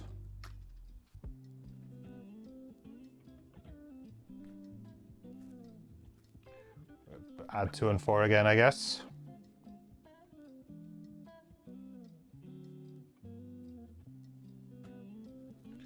And a regular living corpse as well. Easy.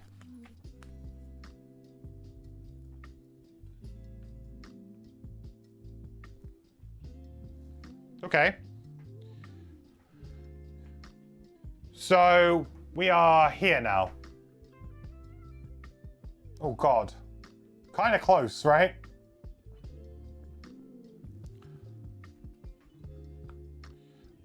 Maybe that invisibility would have been good. And then we were playing dangerous ground. So what are these guys doing? Are they moving? They are.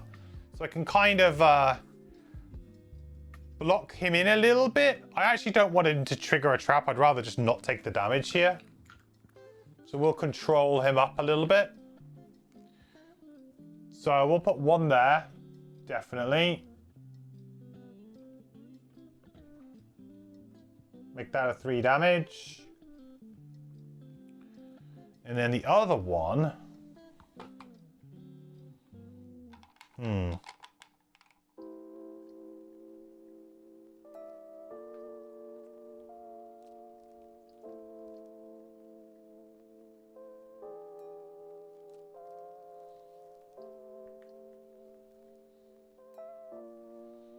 Oh, thankfully the ice wraiths aren't doing anything. That could have gone horribly wrong for me, huh? That's lucky. And we get an XP. Very slow going XP-wise on the trapper of late. I mean, I just spam traps out. Okay, so these guys aren't going to do anything. Oh, no, they're... Oh, no, they are. They're attacking at range 4. Jesus, I thought they weren't doing anything. I thought that was a melee. I didn't see the range there. Oh, dear. Okay, well, it's going to happen. So that's an attack 3. Well, it's disadvantaged, technically, both of them. Oh. Well, actually, that's bad. That's definitely a miss. And then the other one... Oh, God. So starting to take 5 damage there. Brutal. And 2 curses, more importantly. That kind of sucks, doesn't it? And that's all the charges of my cured leather armor gone. Yikes. Still muddled. I'm not strengthened anymore.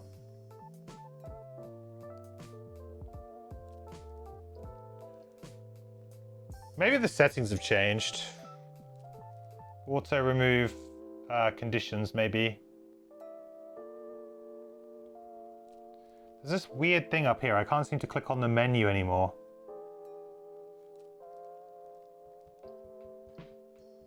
Yeah, they've done some weird resizing or something to it, and it's kind of...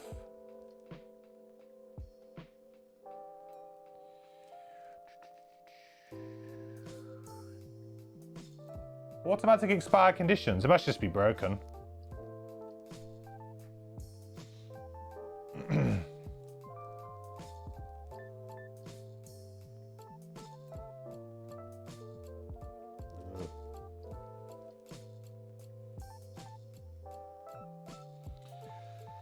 Okay, well, Deep Wraith's just gonna heal himself for 3, go there. That is all the Deep Wraith wrote.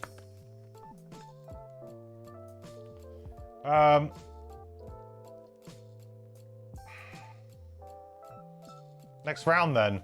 So this is not good. Kind of scary here right now.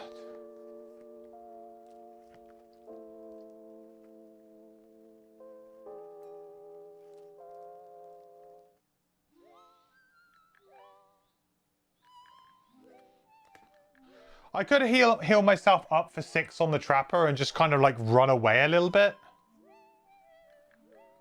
That might be a good idea here.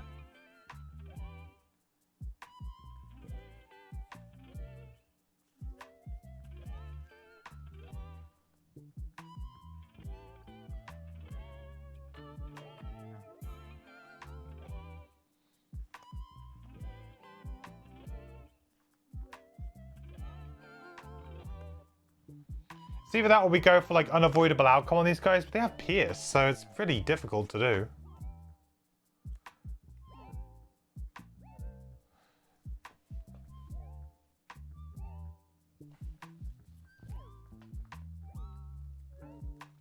What's kind of a weird thing here is it, yeah, so it doesn't really, so presumably if this hex is occupied, right, and I have to give up 2 points of movement here to go down, like if I'd have to have more than 2, right? I couldn't just default move 2 or before the Trapper moves off because they're on the hex, right?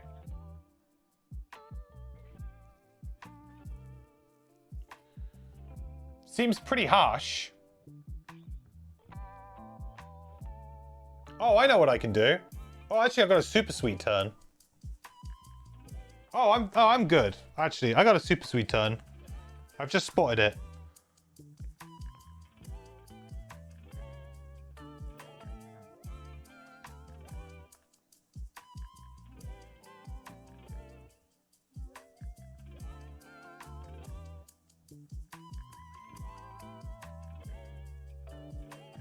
Oh yeah, no, I got a great turn.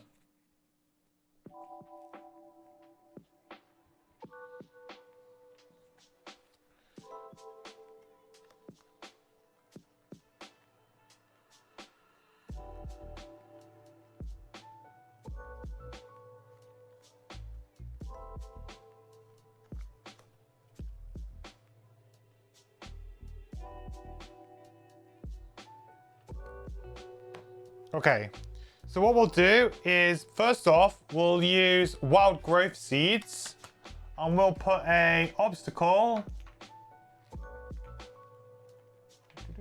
I'm gonna put ice spikes. Just there. Then I'm gonna use unavoidable outcome. These guys don't have retaliate, right? No, they just have the shield. So we'll attack this guy for 2.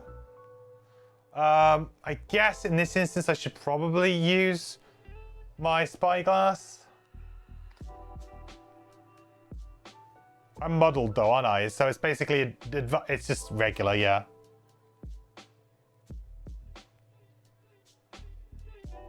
Nice. Make that go up to 5. So we'll trigger that to do 5 damage to him. Okay, that's good. That's okay. We can deal with that. What's that? Number 4. 5 damage. 1, 2, 3, 4, 5. Okay, good. Then we're gonna move 3. 1, 2, 3. And we'll put a heal trap like here.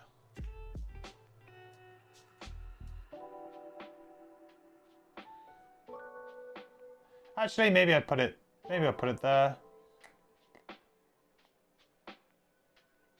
No, I'm probably gonna need it. I'm about to like get myself into hot trouble. Okay,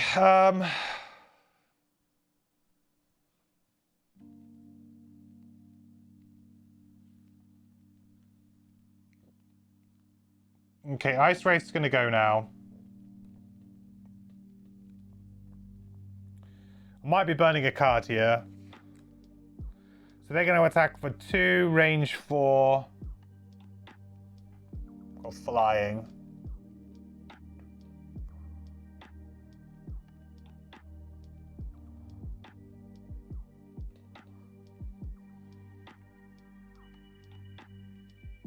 Oh, hang on. I didn't realize this guy could go 1... Oh, no, it doesn't matter. It's fine.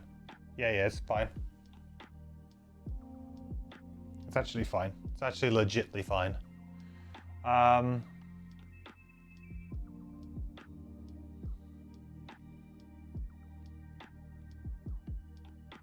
Yeah, that'll do. So he's going to attack for 2. 1. And then the other guy's going to attack for 2. That was very lucky, chat. Got off scot-free on that one.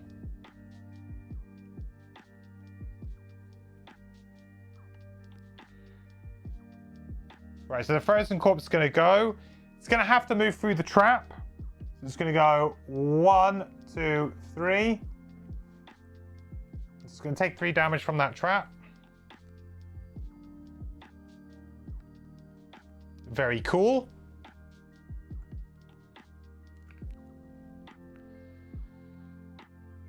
Doesn't get to do that attack action. So now Deep Wraith's turn. Right. So we're gonna give up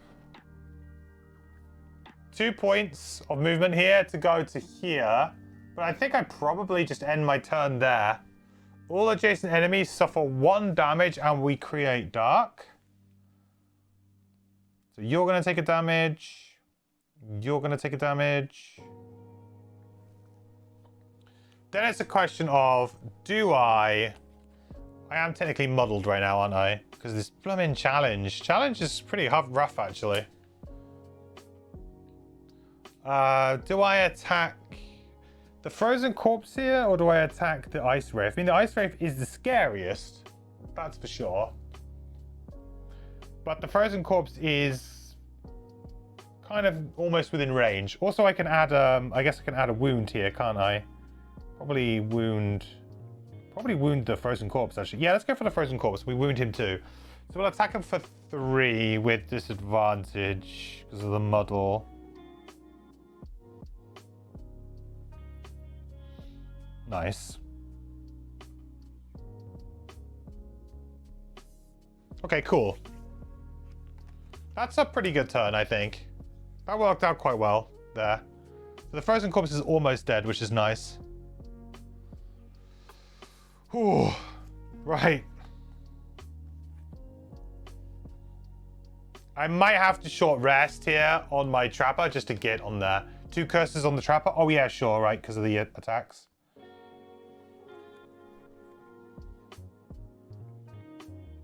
It's actually really bad in this scenario, right? With the model as well.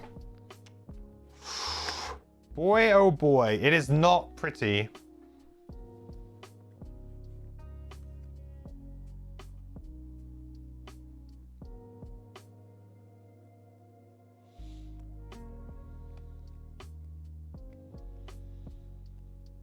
Maybe I try and kill this guy and kind of hope that he doesn't move.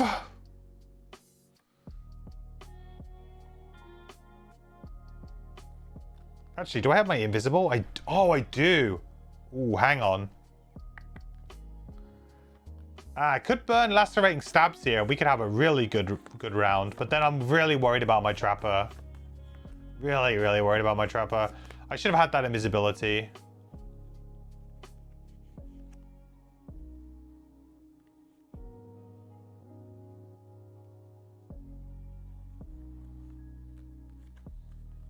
But I could lacerating stabs here.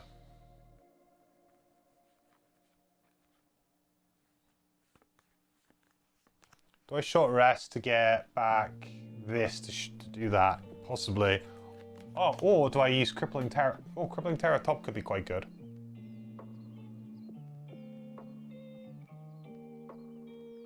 I think I short rest on my Deep Wraith. I am definitely only getting like 2 of these chests and getting out, chat. I feel like I'm already in a very dangerous position with my trapper. I'm going to have to probably look to get out. The good news is my trapper is the one with the most amount of movement, so that shouldn't be too bad, but yeah. When does the muddle trigger? At the end of my turn. So if I end my turn more than 2 hexes away from another character, then I gain muddle.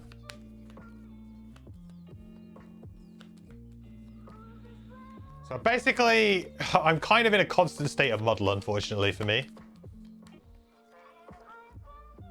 Of course it's Crippling Terror.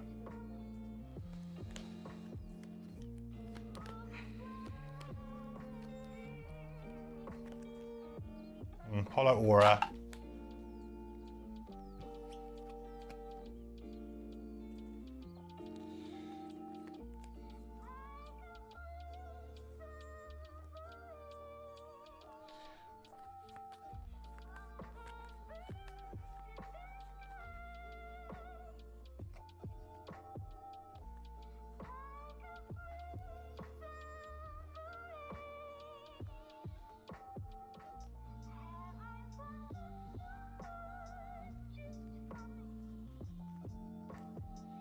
Yeah, I'm just thinking maybe I can like Crippling Terror. Or maybe I should Crippling Terror bottom and just like Lacerating Stabs here. He gets like quite a bit of damage in. I'm muddled again. I'd really rather not do the big attack while I'm muddled, right?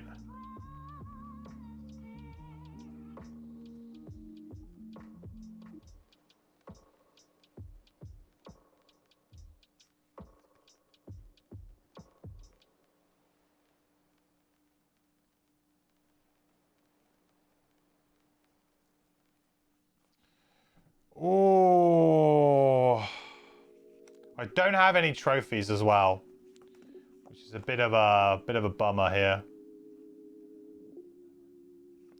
You know, how can I protect my trapper the best? Go early and become the focus, basically.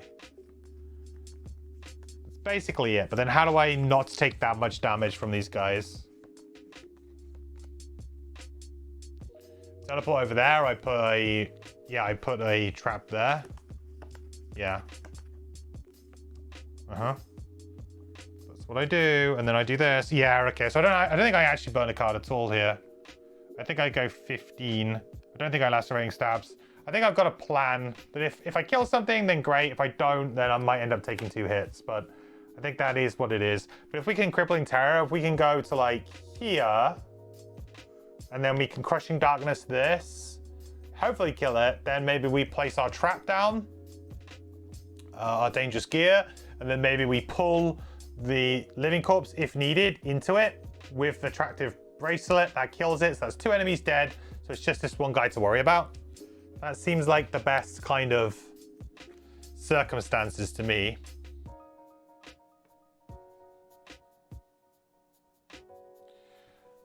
That leaves the Trapper to kind of just, you know, do their thing and just get a big heal out.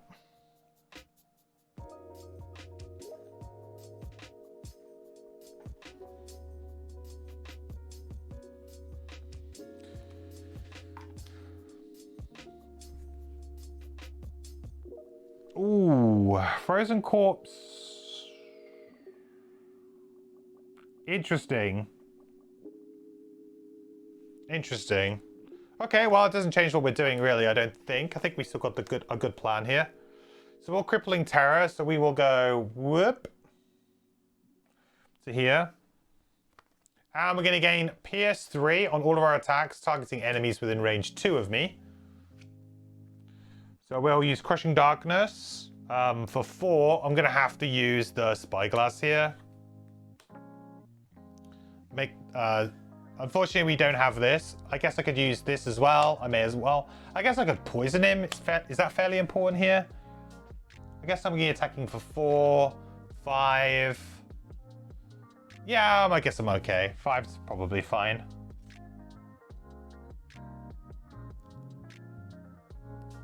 Oh, no. Brutal. Actually brutal. Well, I'm glad I didn't waste the poison vial on it. Oh, boy.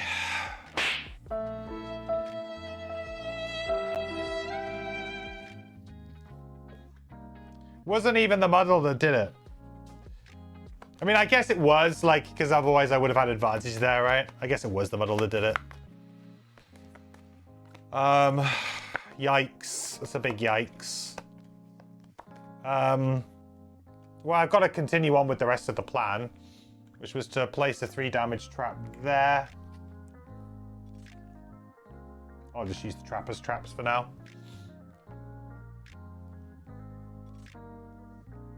And I guess I'm just taking some hits. Okay, so before he takes his turn, I'm going to use Attractive Bracelet to pull him through the trap and...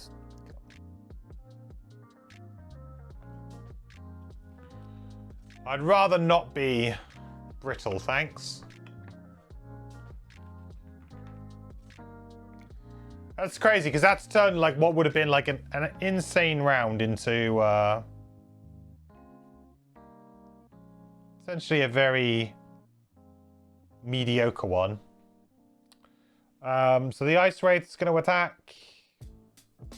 So at least one of them gets disadvantage. So the first one's going to attack. It's also going to bless and strengthen itself before the attack. Oh dear. That's probably not good. It's probably not good.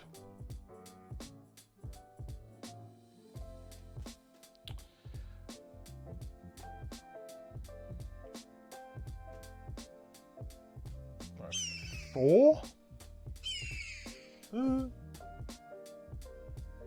RNG gods don't like me today. I've had a lot of times 2 drawings against me, haven't I? Then this one's going to do the same.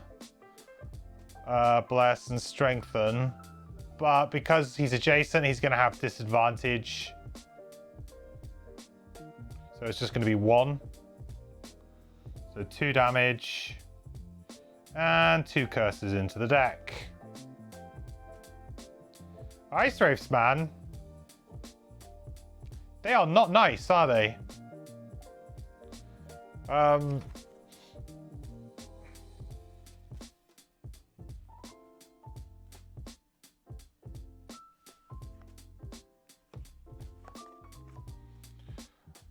So I was just going to place a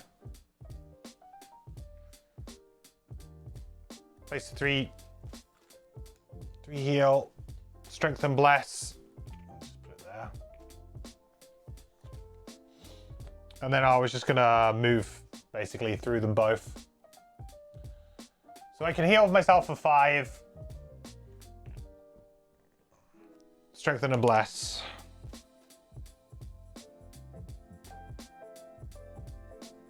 The good news is my characters aren't muddled. Yay!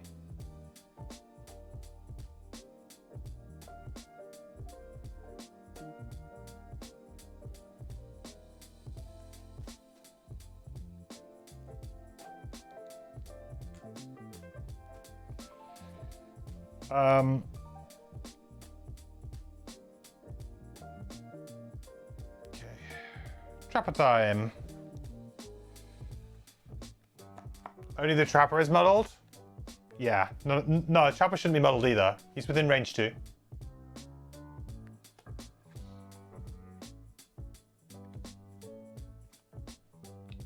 He's probably going to be... I mean, I could long rest here, technically. Deep Wraith's got to take a turn, really. I could long rest and maybe just take... The Trapper would... then they're going to have to take 2 hits, potentially. Man, that ended so poorly for me.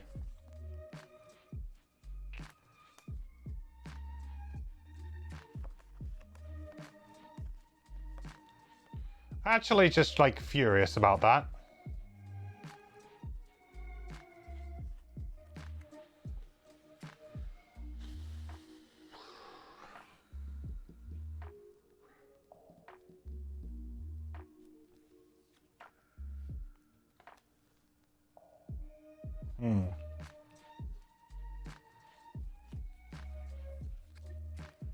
I didn't use Mantle. Oh, you're right. I didn't add Mantle, did I? So I guess I wounded number 4. So I guess he should be wounded. That's a good call. So just lose 1 life and be wounded. I might need that little edge. Forgetting that could be a big deal here.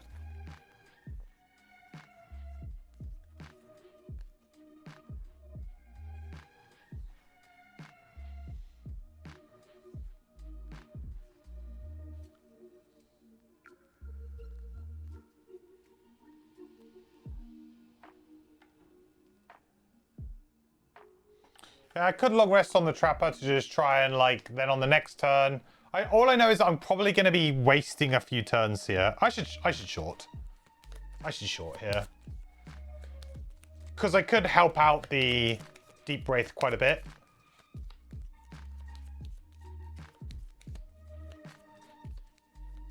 I could give him another nice little I could give him a strengthen, heal, and bless trap to walk through.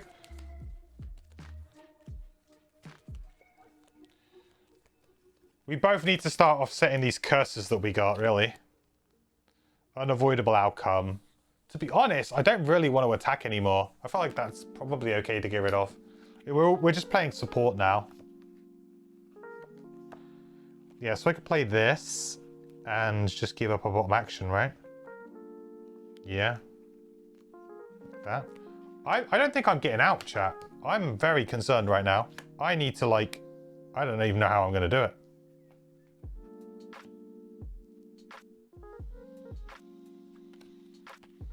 I think I might not be able to get out. I'm going to have to get this crate and just leave. I don't see how I'm going to get the other crate.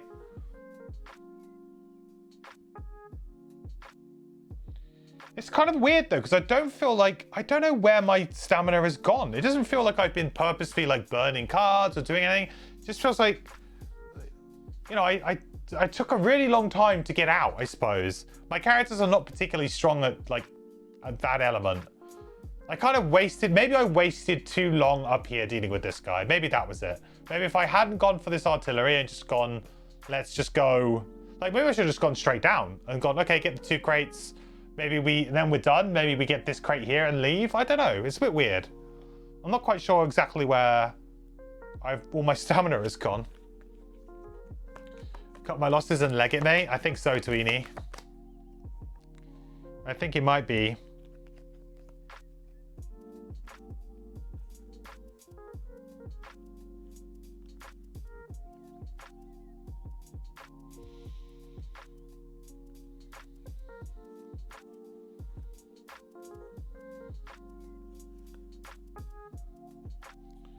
These guys never turned into their elites either, did they?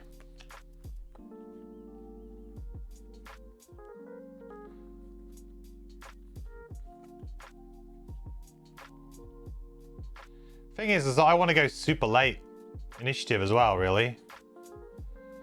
Ugh, ay caramba.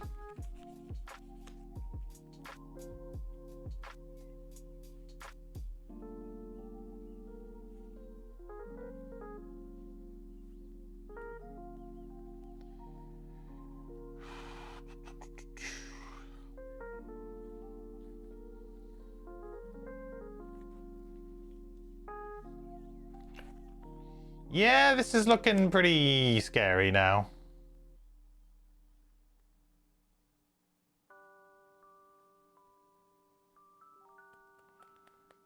At least I'm not muddled.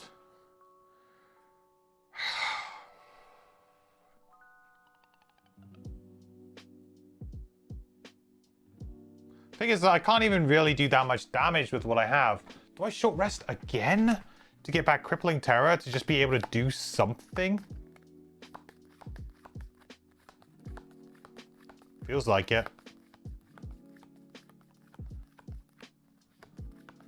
Man, ice wraiths are not fun. They are mean.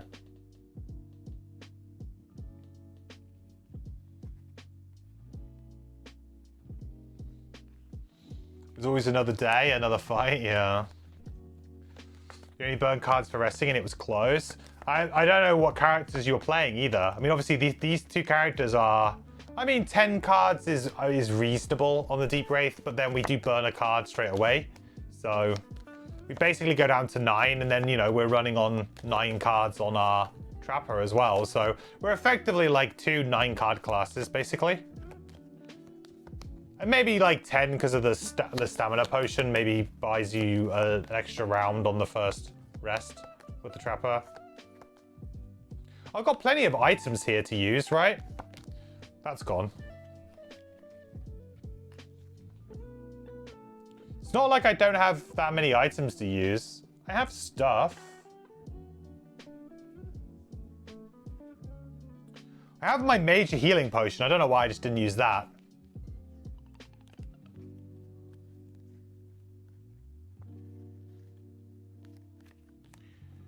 What can I do this round to try and maybe kill one Ice Wraith and maybe put some pressure on the other one?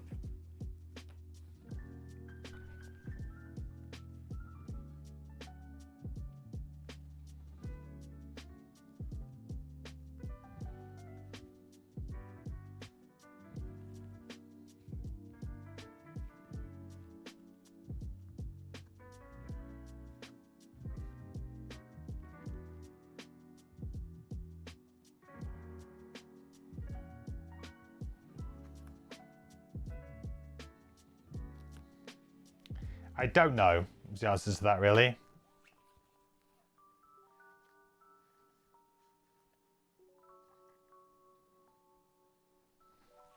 What if I looted with the top?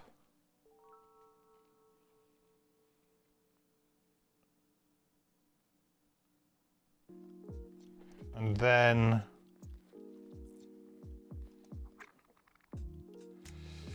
No, it doesn't really work either. Okay. I've got to figure this one out. There is definitely a line here that works pretty well. How much health do I have on the Deep Rave? 7. What's their average attack? 3, but they have blesses now. They have a bunch of blesses. So I can't take it for granted that 7 health is going to give me that.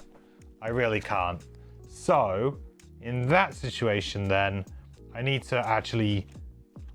Honestly, I need to go at them. And the best way of doing that would be to short rest and get the other card back. That would be, honestly, the best way of doing it. Okay.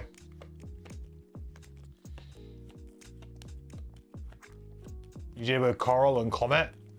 Don't really know. Coral, don't know about Coral. Coral's one I haven't found. Comet's got quite a good hand size, right? And also... a lot of nice board control. I imagine Comet's probably as effective as the Trapper in this kind of situation, which is like, not, you know, pretty good. Actually, no, the enemies are flying, so Comet would probably struggle a little bit thinking about it. Flying enemies probably going to like just be really annoying. Yeah, of course I got rid of the wrong one. Okay.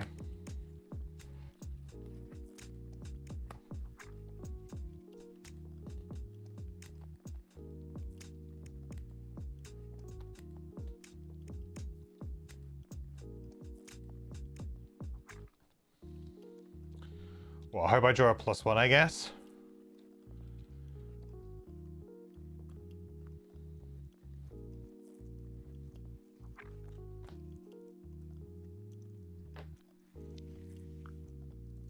Excuse me? Well, at least they're not attacking. Ooh. If I burn this card, though, am I just done? That's the other thing I've got to worry about now. I've got to think about that. Like, how do I get out? Because it's going to cost me so much movement. I'm going to have 4 cards. I'm going to go onto it on the next turn. Oh, I can get onto it and out, actually, technically. And then it's 1, 2, 3, 1, 2. I think I should be okay. It's going to be like by the skin of my teeth. But I think I might be okay. But I have to kind of get something out of this turn, I think. Okay. Got that much needed pierce. Right, we need to not miss, really? So we'll attack number 4 first for 2. Okay, after the move, I will muddle this guy. Not that it really matters here, I don't think, but we can just get out. So we'll attack this guy here for 2. No disadvantage, nothing, right? 2.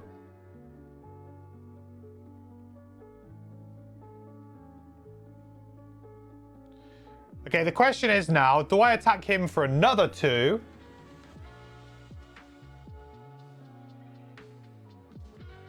I mean, he's just kind of dead though, isn't he? Because he's going to go invisible, then he's just going to, like, basically die to the wound.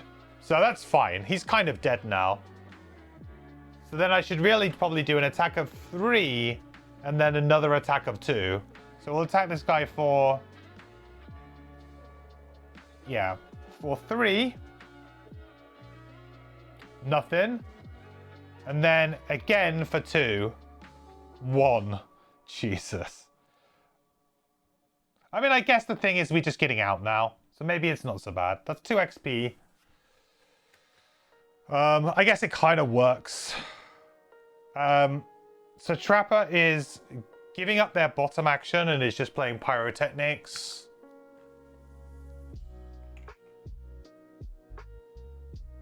Right, we have 2 crates. That's all we need. Poison? Oh yeah, I probably should have used the vial. You're right. I mean, sure. I guess I would have done 1 more point of damage, right?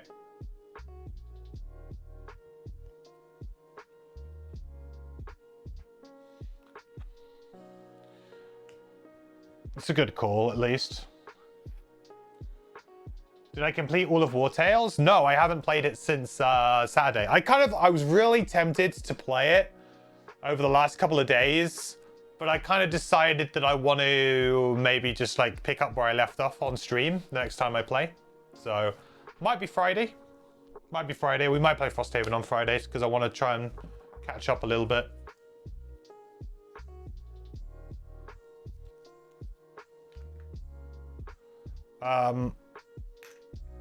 Okay. I think I should get an XP, right? That's the only other thing I need to do. That is a strengthen and bless trap. Not that it massively matters. Okay, they're going to make ice and basically go invisible.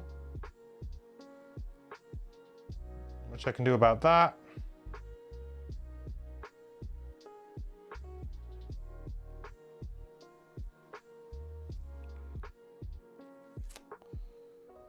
Next round. So we are getting out now. This is the round where we're like, see you later.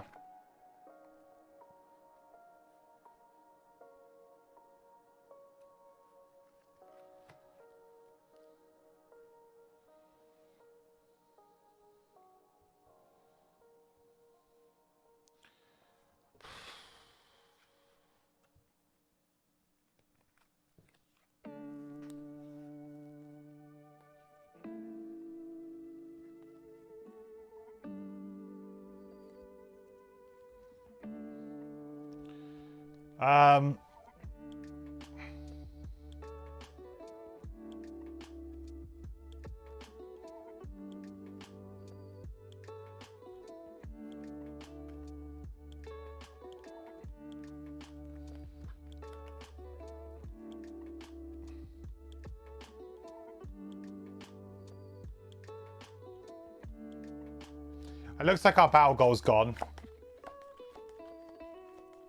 You're going to try to mod Gloomhaven Digital, it does not want to work. Yeah, it's very tricky, unfortunately. It's, yeah, not the best. Like, it depends on what you're trying to do. If you're trying to do, like, some simple mods, like changing a few values here and there, it's not too bad. But when you're trying to, like, if you're trying to create a class or something, it's, yeah, you have to basically use existing abilities and kind of retrofit them. Trying to rework perks to make them more interesting. Yeah, fair. I mean, that, depending on what you're trying to do with perks, you should be able to find like a kind of a way forward with that, right? You should be able to be able to do some stuff. It's more to do with like when you're trying to, like, if you're trying to create something completely new, you can't really do it. It's like a really, it is possible, but it's a lot of work.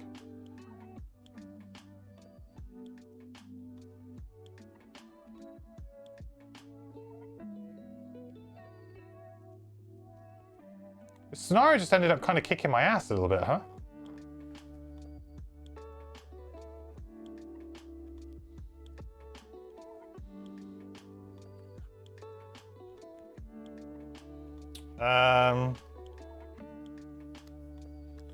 Realistically, I'm just going one up to here.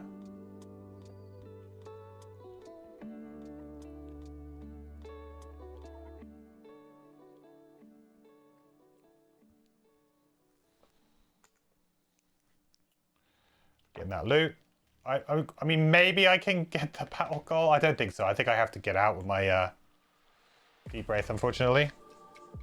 So that battle goal's gone. But I mean, I'm not too worried about that. I mean, it is what it is. Battle goals are battle goals.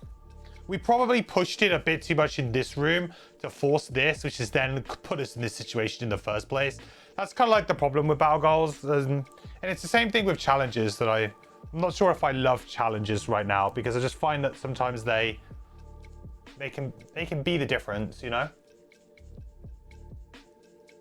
Hey, Roy.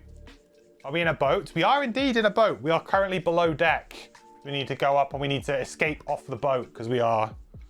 we're not doing so hot. We're not feeling so hot. But we've achieved the objective, which was to get 2 crates. We've done that. There's a 3rd crate here. It would be great if we could get it, but it's just... I don't think we'll be able to complete the scenario and get it.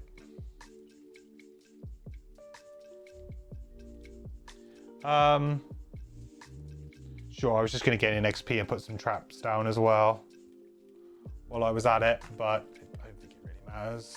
really matters. I don't think it really matters.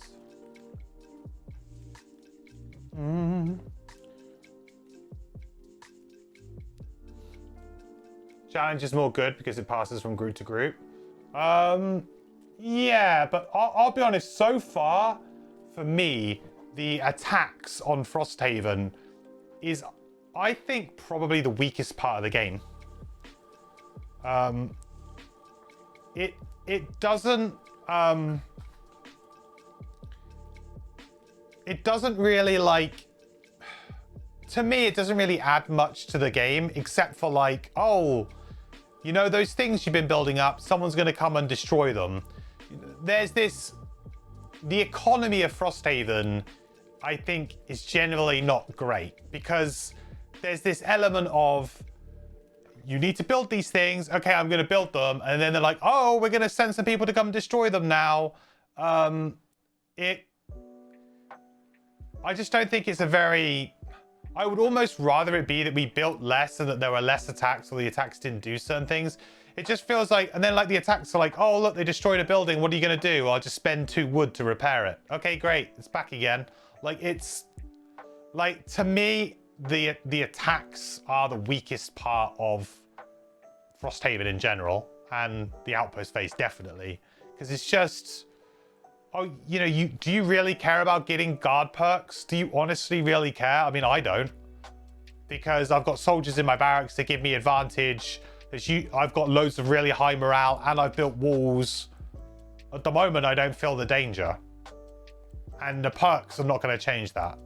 So aside from there being like some nice scenario book stuff to do with the perks, but they could be put somewhere else. You know, they don't need to be linked to the perks. There's nothing to say that they couldn't put that little scenario in an event or somewhere else, right? Or on the calendar itself. So it's, yeah, aside from that, I don't really think it is the best. Yeah, but the traits do open stuff, Banker, but they put it there, right, by design. It's like where I said that I kind of have a problem sometimes with the way that the mission structure is in Frosthaven, where they say, oh, you're going to have to wait 4 weeks to continue this mission chain, you know, write a thing in the calendar for 4 weeks. They may come up with a thematic justification for it, but they designed that mechanic. That's the mechanic that was put in the game. If they felt very strongly, you know, that it's a great scenario, they could do it in different ways. Like, they put the mechanic in and justified the mechanic with the story. There's no technical reason why I couldn't just go and play that scenario. Like, really. Like, you could just have changed the story slightly or whatever. It's mechanical because there's a reason for it. We want you to wait this amount of time because we don't want players to go and complete one complete story path straight away and then maybe go down somewhere else. They want us to explore kind of a bit of everything. And this is where Frosthaven actually tricks you sometimes into thinking that you have a lot of control. It feels like, oh yeah, I have a bunch of control. I can go to this scenario or that scenario. And there is definitely a little bit more. That, you know, Gloomhaven was much worse. This is actually like better, but it's still a little bit of an illusion of choice at times, because you go do a scenario and then they go, yeah, now you need to wait 3 weeks to do that. So you're gonna have to go do something else. So your options kind of sometimes are dictated to you. You can't just go and do that thing. And that's, you know, it's not, like I said in my video, like I don't feel like there's anything, it's not boring. Like it's not like, oh, it's bad. Like there's always fun stuff to go do. So it doesn't really bother you that much, but it is a bit of an illusion of choice that they've created. And I feel like the economy in the Outpost phase is also a little bit of an illusion, in that they kind of like go, oh, well, there's these attacks because you can do this. And it's like, yeah, but it's, you know, I'm gaining wood to then spend woods to keep them there. It's, you know, if they didn't have the attacks, forcing you to have to spend wood, metal, whatever, different resources, material resources to fend off that attack in certain ways, the characters just, you know, would just gradually, you would always be on the rise. You would always have the resources that you need. So it's almost a way that they put something in the game to be like, well, we think you have too many resources. You know, we don't want players getting so many resources. So how can we find ways for them to lose them? Okay, well, we put attacks into the game. And challenges I don't think are necessarily bad. I think they're actually quite a neat idea. But, you know, linking them to Town Guard perks, which I think is like very superfluous part of the game, I don't think was a good idea. I think they could have linked them to something else, and potentially the scenario book stuff that those perks unlock could have gone somewhere else, could have been somewhere else in the game. Just unlocked a 10-week calendar delay to continue a questline. Right, which, like, if you've got loads of stuff to do, might not be too bad. But if you think that the average play group is playing, let's say, 1 to 2 scenarios a week, if you're meeting up with your buddies to play Frosthaven, you might be playing 1 or 2 a week. The fortunate ones of us can maybe play 3 or 4 a week. But even I'm only playing like 3 a week. And if I'm forced to wait 10 weeks to maybe go and do the next line, I'm going to have completely forgotten. You know, I'm not going to get around to that for 3 weeks. I'm going to be completely forgotten the storyline about where that is. I mean, maybe that's just me. Maybe I'm just really forgetful. But you know what I mean? It's like, it's very disjointed. Which is a shame, because the narratives are incredibly strong. And then to be like, oh, don't do that, go and do something else. It's like, well, I've forgotten. You know, I'm not, you know, you're not reading or playing Frosthaven like a book or a movie. You're playing it over a year, year and a half. You know, I think it asks a lot of players to remember that stuff and to have the patience to wait 10 weeks to go do that, when any other normal game would just allow you to go and do it, right? So, like, although I think Frosthaven on balance is much better in its design and clever and interesting, there are definitely some flaws. And there are flaws with the, you know, the Gloomhaven didn't have, because Gloomhaven just let you play the game how you wanted to play it. Frosthaven's a lot more like, you can play, there's more stuff to do, but, you know, we're not going to quite let you go do that yet. Like Gloomhaven, you always knew, if I play this scenario, I unlock this scenario. Great. And you can do it in that order, right? You play once a week, but 3 or 4 scenarios per session. You must be playing all day. 3, 4 scenarios a session. I mean, each scenario is going to take you what? Like, if you were playing like 2 or 3 of you, like that's like a whole day session, right? It's got to be. That's like a whole like Saturday like afternoon and evening. Yeah, like to play 3 or 4 scenarios in an evening, I would say is impossible. It's actually just impossible. You'd have to be playing like half a day. That'd have to be like a half a day thing.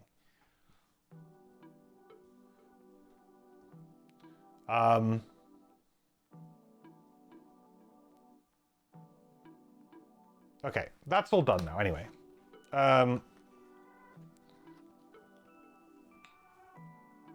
Actually, this is going to work out quite well. Mice is actually going to be fine now, right? Because I'm going to leave. So I'm going to go here, move 3, sacrifice 2 movement to go up to the top. Well, actually, before that, I can just attack, I suppose. Why not?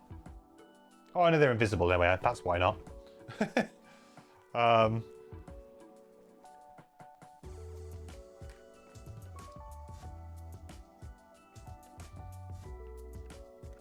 Oh, I think I've lost, guys. Yeah, I think I've lost. I'm going to be 1 movement shy, I think. Because I long rest, then I go 1, 2, 3, and then I lose my last card. Yeah, I've lost. I'm going to come up 1 card short, I think. I'm going to be like 1 movement. I'm just going to say I've done it, to be fair. I don't feel like there's any reason for me to replay this scenario. But I'm going to come up 1. I'm going to run out of stamina here. I thought I had 1 more card in my... Oh, no, I do have 1 more card in my discard. No, I'm okay. I'm good. Sorry, I thought I only had 3 in my discard. I have 4 in my discard. We're okay. We're good. Whew. I thought I counted it out. I was a bit surprised there. Sorry, one of the cards had snuck into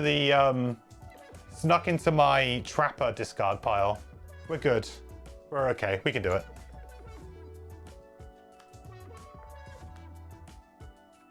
One hour per scenario, then some time between. I'm gonna have to say I don't believe you, because I don't believe you. I honestly don't feel like that's possible. I just don't. Like, you'd have to be playing at such a pace that, like, nobody is, like, talking. Do you guys, like, talk? You'd have to be, like... I just don't believe you. Like, I just don't think it's possible. I think that's physically impossible. Like, you would have to be not talking. You'd have to be going... You'd have to have, like, a sand timer on the table and be like, right, everyone gets 30 seconds to choose their turn. And you just go, flip. You don't talk about anything. And then you just go, flip, flip. Like, there's no way. Like, yeah, Outpost phase done quickly could maybe be done in about 15 minutes if you all don't really want to buy anything, do anything, and you all take a job.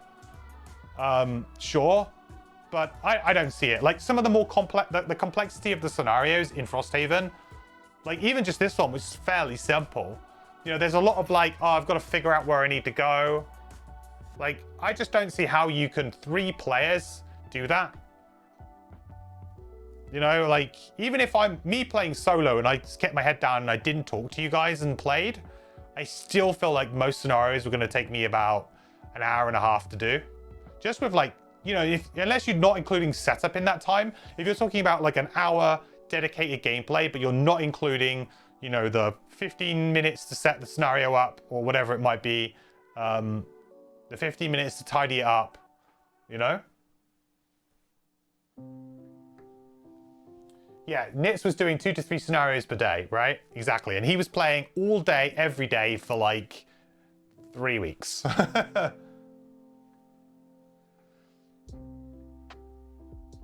Setup's not included, just to play. I still felt like you'd have to be like heads down, not talking to each other.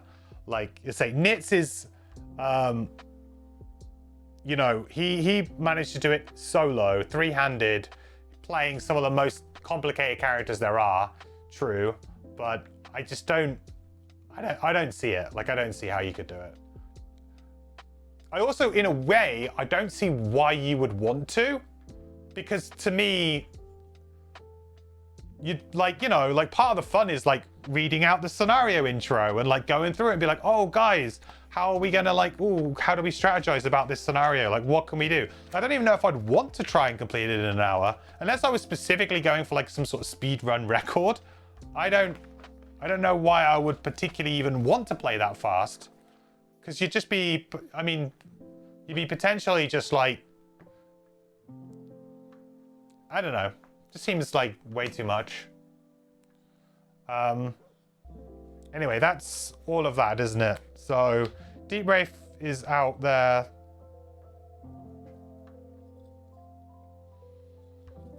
Speaking of, we're going to have to do our Outpost phase soon. Do we do an outpost phase after this? Feels weird. We kind of haven't gone anywhere. So this guy's going to do an attack of 2 on the trapper, right? 3.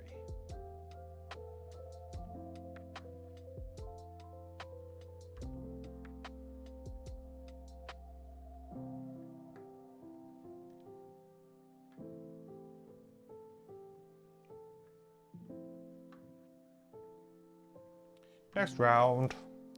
So Deep Wraith is long resting. Trapper's getting out of this room. Bit of a shame. I would have loved to have gotten more loot on this scenario, but I guess the thing is that we would have... Well, actually, I don't think we would have done the battle goal on the Trapper. No, we won't have. Is there any way that I can actually get that extra crate on the Trapper? Get that this turn. And I guess it's just a case of me... I mean, yeah, he's... Yeah, I think I probably can, right? I'd have to give up an action, though.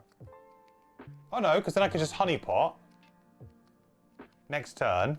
I think I can maybe get the extra piece of loot. Chat.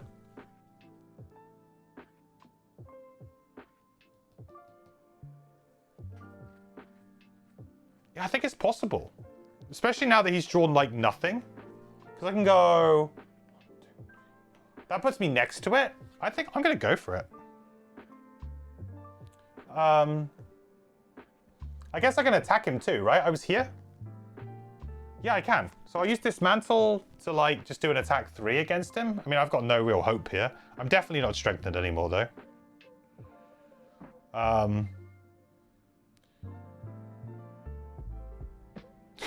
Yeah, I mean, I've got so many curses in my deck. What am I expecting? Then we go here. And then I short rest, and then I think I can, like, honeypot and then maybe get out. 1, 2, 3. Oh, I can't get out in a single turn. I'd have to get out in 1 extra turn, but that should be okay.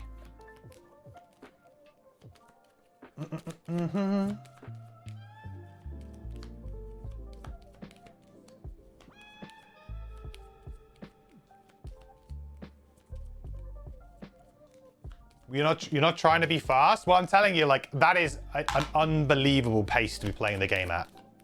Like, I have never heard of anybody being able to play, like, that fast, you know? To me, that is... Like, if I'm playing in digital, I can finish scenarios in, like, 20 minutes playing solo. You know, and that's Gloomhaven. Frosthaven is, like... There is so much scenario rules and just stuff. I mean, maybe, I mean, I don't know how far into the campaign you are, but it sounds like you're very far into the campaign. So you've obviously had the more complicated scenarios. And to me, that just seems like wildly, like, that's just crazy. I didn't even think that, like, people playing, like, yeah, I just can't. I can't get my head around that at all. I just can't. You strengthened? Was there ice there? I think there was, right? Yeah, I think there was.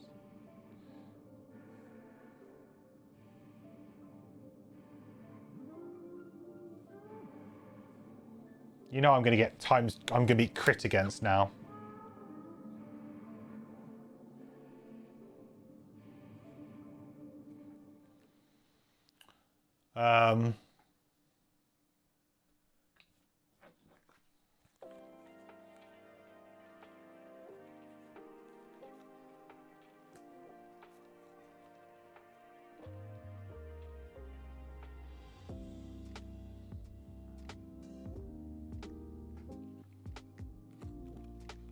Yeah, so I short rest here.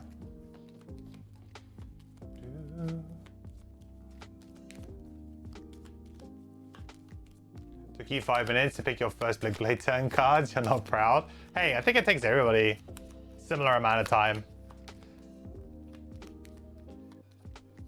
That's the thing, like learning a character. Like I can see when you get really good with a character, you have like very obvious turns, but yeah, I don't know. Maybe it's also that my game group's incredibly casual. Like, we're very slow gamers, I would say, like my physical game, my game group.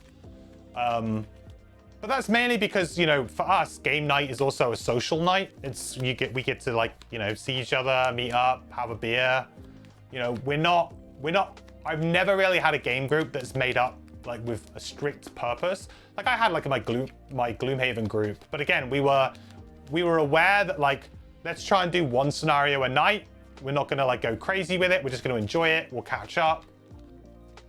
You know, it was never like we never had like a purpose. I don't know, maybe you guys have like, you know, got a, like we want to do this and it like everyone's kind of bought into it. But for me, like my game group is like incredibly casual. Like they don't really care for that stuff. Took a point of damage there, unfortunately. Don't want to lose me old boar catcher. It's my best move. Going for the other crate. You're all seasoned gamers? Yeah, so are my friends, but like there's a difference between being like a seasoned gamer and being like playing like with that strict purpose, you know? Like it's not that my game group are not like good at, like they're good at games and they understand games very well. It's just that like our motivation, our motivation is not to like, oh right, we're here just to play games and do this, and this. Like we'll hang out, we'll chat, you know, mid-round we'll be chatting about something while we're planning our turns. Like, you know, it can be annoying at times when you want to try and get a game done. But yeah, we're like very casual in the way that we talk. Nobody is like trying to like push things forward like on a particular schedule or anything. We're just playing.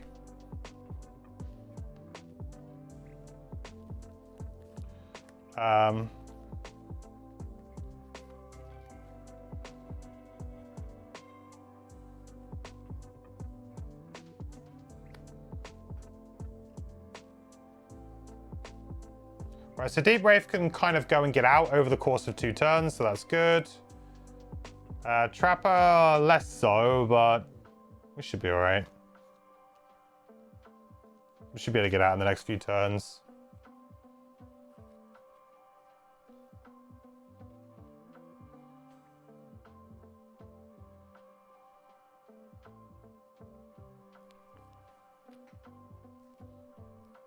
Right, so we're just going to teleport 3, and then that'll be about it. Are we on the long rest again? The long rest.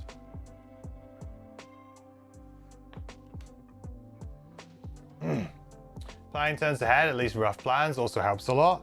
Yeah, but like even so, you can't always plan for what the enemies are doing as well. So there's always like an element that's going to come into the game where, oh, actually this has changed now. We need to stop. Like our plans are not going to work out exactly as we wanted to. And especially if you're playing multiplayer, there's like, you know, 2 other people to consult, you know? Like, it's not like you're going to be able to do that.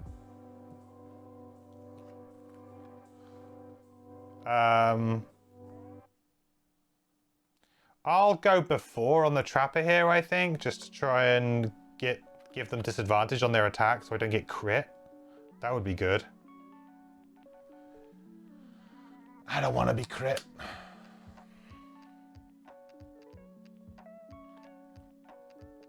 Right, so we use Honeypot to loot the crate. And then I'm honestly just going to use this as just a move 2, just so that we're ready to go. Okay.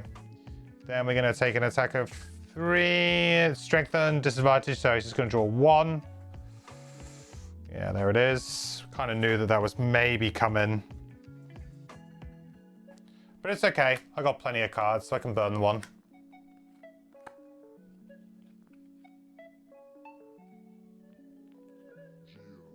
In fact, it might actually work in my favor here to be able to get my battle call done. Okay, next round. Deep Wraith is long resting again.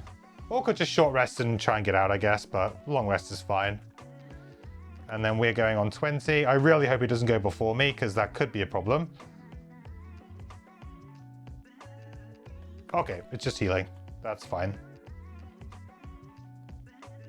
Is it 3? Yeah, 3. So we'll go 1, 2, 3, 4. Right? Then we can create a trap. XP.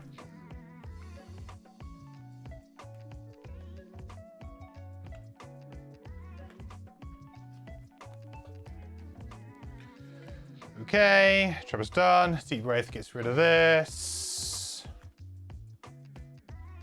Heals 2.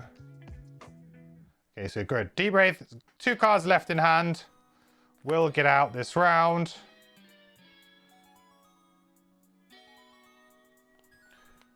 Three.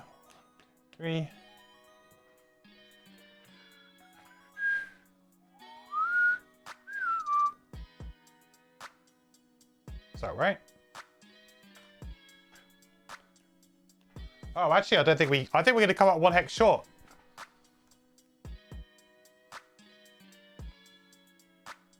I still think I'm 1 hex short. Oh, well. Well, I'm not replaying it. I'm not going to ruse it for 1 hex.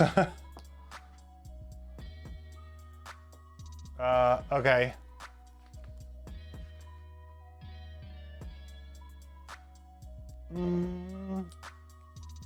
So then we long rest here. Let's get rid of whatever, doesn't matter. Guess we'll just get something to get some XP. Something that gets us XP. Okay. Next round, and then we just get out with the Trapper. Well, not quite. And then we again gain 1 XP, play a trap. Long rest, do the same again. Get 1 more XP.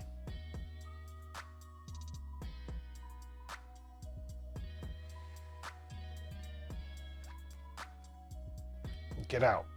Okay. All right, there. Success. Thoughts on the Trapper? I love the Trapper. I think the Trapper's great. I think it's probably an undervalued class, I think. It's the kind of class that I can see a lot of players being like, I don't know if I really like jive with it, because it's got a certain way of play, and there's also some weak scenarios for it, for sure. I think that's true of a lot of characters, but maybe the Trapper maybe might feel like it sometimes. But there's so many wildly powerful things you could do with the Trapper. Blocking off avenues from enemies completely. Making them, like, some scenarios just become a joke with the Trapper involved, because you can just do so many shenanigans to just yeah, it's just a joke. The direct damage that they do through their traps as well is like hugely valuable, as long as you can consistently pull it off. And I think that's like the key with it, is that maybe a lot of players struggled at, but I think it's great.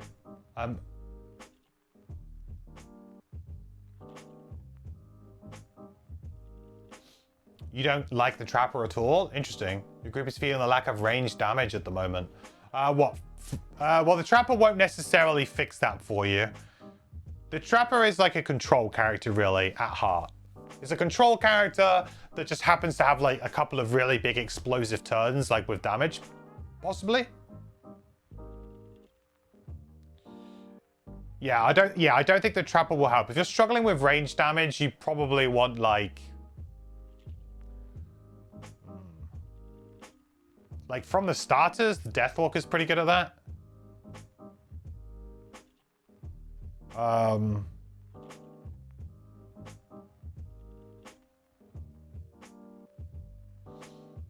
Next will probably be Shackles or Snowflake, depending what the other player picks. If they go Trapper, you'll probably go Snowflake. Yeah, Snowflake and Trapper have some good synergy. You can block stuff off.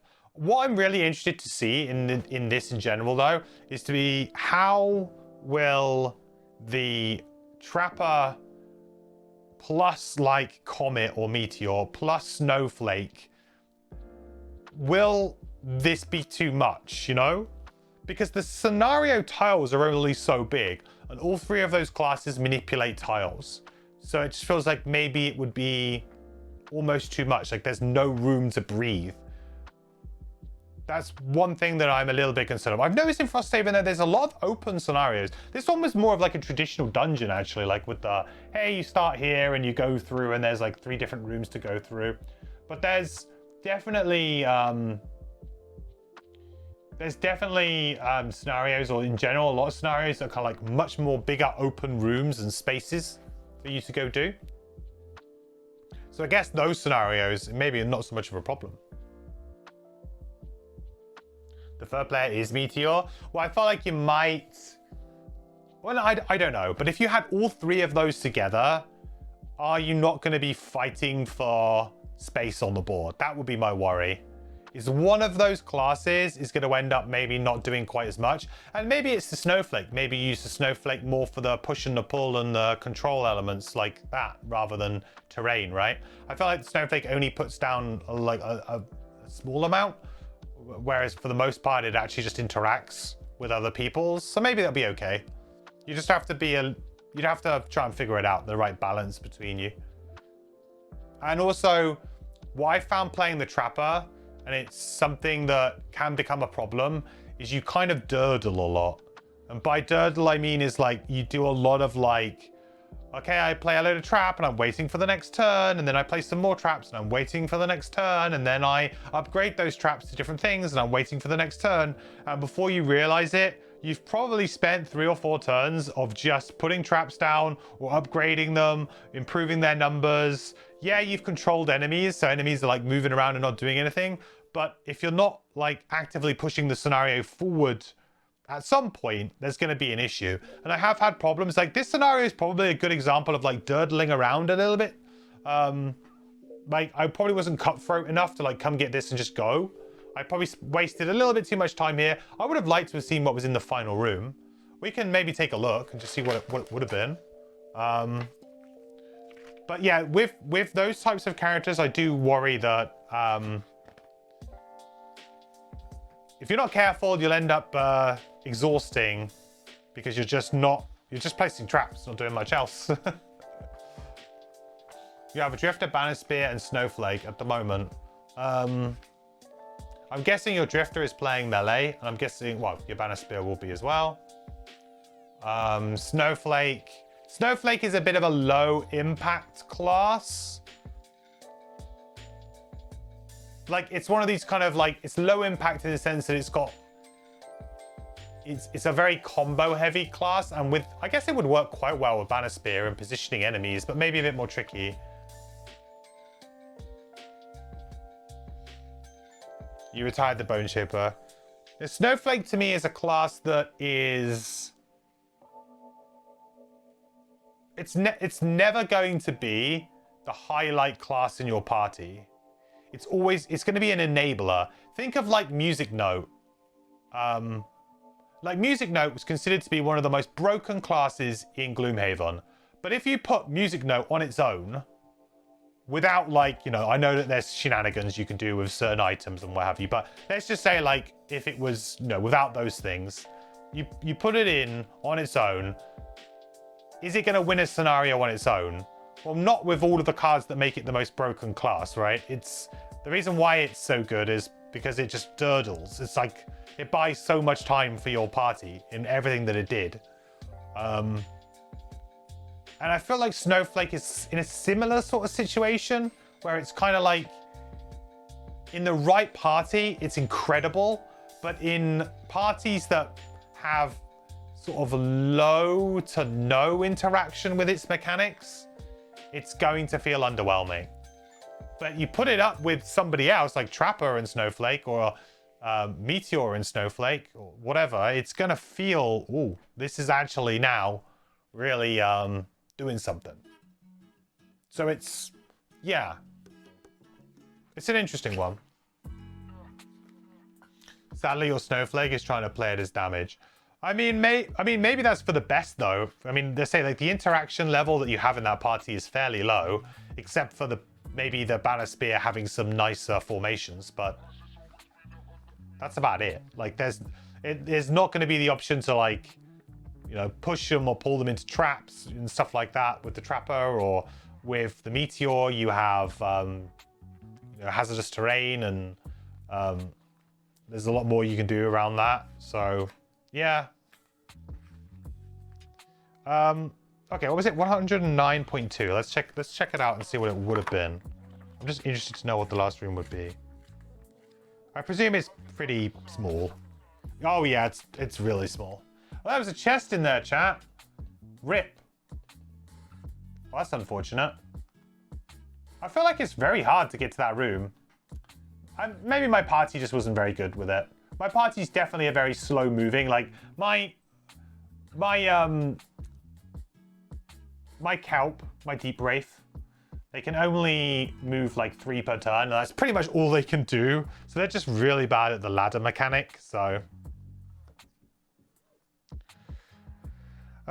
perfect. Okay, so let's do the scenario end then, I guess. Success. I don't think we get to do an event, do we? 190.2. I don't think we get to do Outpost now. With one final heave, you lug the final crate off the boat and onto the dock. You look up to see a Valrath man, dressed in an ashen cloak, and one bronze gauntlet with sharpened claws waiting in front of you. Thank you for retrieving my cargo. He turns and nods to some others behind him, who take the crates and load them onto a sled for travel. You just stand there dumbfounded, reconciling with the fact that these were not the supplies for Frosthaven you'd hoped for. You're about to ask what the crates are when the Valrath places a large sack of money into your arms. My suggestion is to burn the ship. It's really the only way to stop it. He then takes off into the night, leaving your many questions unanswered. You shrug. Sometimes not knowing is the better choice. Ooh, spooky. So our rewards. So game rewards based on the number of crates looted. Rewards are cumulative. So only one crate would have been 10 collective gold, but you had to get a minimum of 2. So it was gain 10 collective gold, gain 2 collective wood. 3, which is what we got to, is gain tricorner hat, 195. And the final one would have been gain 1 prosperity, which is a pretty nice bonus, but I don't feel too bad about that. Leaving 1 prosperity on the table, I'm okay with that.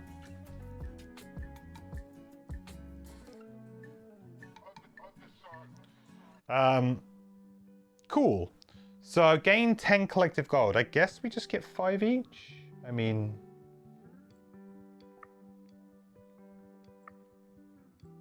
yeah, maybe. Let's do the do the win. Success. Battle goals. So we did both our battle goals, which is kind of cool. So I'm happy with that. We also did the challenge, which is nice. So we get a bonus extra 2 XP for that.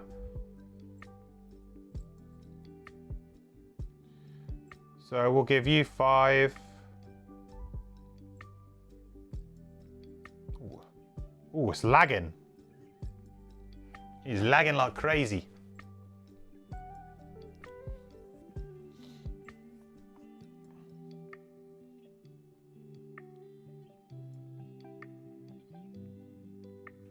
Oh wow, it's really lagging.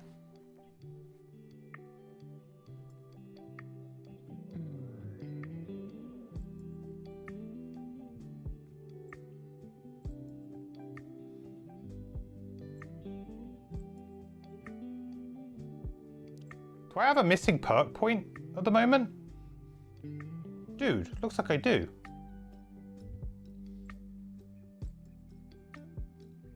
What?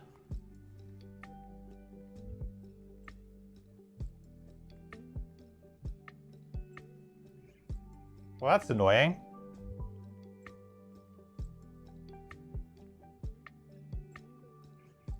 Playing the game on hard mode, I guess. Oh, it's because I just leveled up. That's why. I've leveled up. That's why. Okay, that's cool. Phew.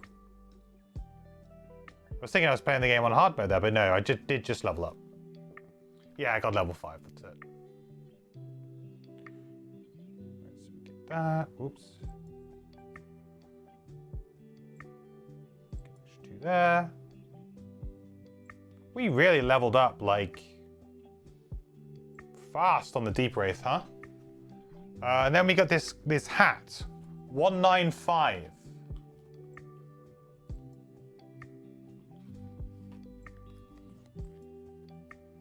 Tri-corner hat. During your turn, add range 1 and pierce 1 to one of your ranged attacks. Hey, that's pretty good. Is this the Drifter's hat? Feels weird to get it this late though, huh? I guess you could get it early though. This is like a perfect item for the ranged Drifter. Well, actually, Spyglass is still pretty good for the ranged Drifter too. That's gonna be awkward, right? Tri-corner hat or Spyglass. Because Spyglass is often going to give you like a +1 draw anyway. And Pierce isn't going to work on every enemy. And the range isn't always going to be needed. It's kind of like it's a very similar item to Spyglass. Almost maybe too similar to Spyglass. I've always felt like the item design in Gloomhaven and now in Frosthaven is very hard to come up with like loads and loads of interesting items because their effects are very similar. Like, there's only so many things you could do. Like, you put these two items against each other, like, really? Which one? Like, would it have been too bad to make this all attacks? Then suddenly this item is like, whoa, okay. Now I think I probably do want this. Pierce 1 to all of my ranged attacks? Or for the entire attack action? Like, it makes it very difficult because ultimately this costs 30 gold. This costs 1 metal, which is 2 gold essentially. You know, I feel like they're far too similar. Like, so similar that the average player is going to be like, well, I take the thing that's cheaper because they're so similar. Or I just use this. But it is really difficult to design items because there's only so much you can do. But honestly, I felt like this could have been all your entire ranged attack action, and would it have been that bad? Because PS1 is not like gonna be good against everything. I don't know. Just seems like a little bit of a wasted opportunity. And an item that's probably just never going to be used. Maybe I'll be proved wrong, but that's how I feel about that. I mean, we'll take it. And I guess it'll go onto my I guess it will go onto my Deep Wraith here so that we've got the extra item for the thing, right? Maybe there's an upgrade? Yeah, maybe if there's an upgrade to it, that's a good point. Didn't think about that. Yeah, if the Tri-Corner hat upgrades into something cool, then it's worth having. But then are you just buying it to upgrade it rather than use the item? Do you know what I mean? Like, are you not just like, oh, okay, I buy it, but then I immediately upgrade it to the better version? It doesn't actually hang around. Like, I think that's another problem that Frosthaven crafting has, is that a lot of the time you're like, oh, I really want that item, but actually the item that I'm wearing right now is better. So what I'll do is I'll buy like the materials and the prerequisite item, and I'll just buy it and then upgrade it all in one go. It doesn't feel like I'm necessarily following the item progression. It feels like I'm just getting, okay, that's the best thing for me, I'll get that. When you the fun part is when you have new characters, because then there is a bit more of a decision to make there, but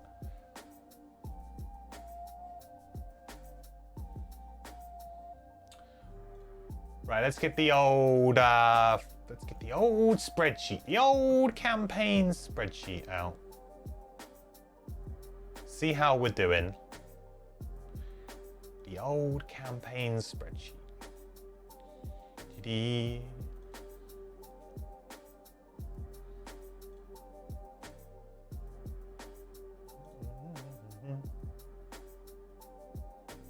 Ah.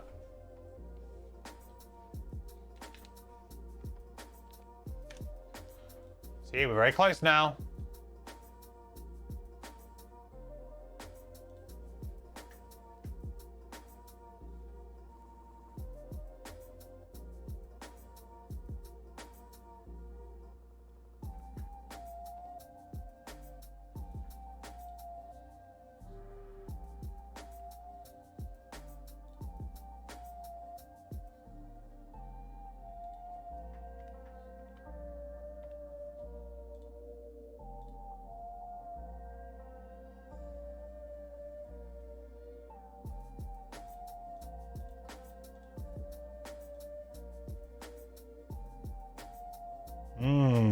So are we like, so I'm a bit confused. Like, do we do an outpost phase or not? Because we're kind of in Frosthaven, right?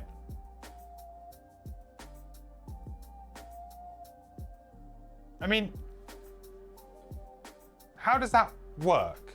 Was there a symbol on it in the book to say like, oh, it's...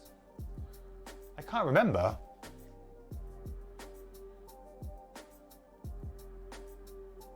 It's got a calendar and like a little... Unlocked by event, that's what that means. It's unlocked by calendar section, unlocked by event. So do we still do a outpost phase, do we think?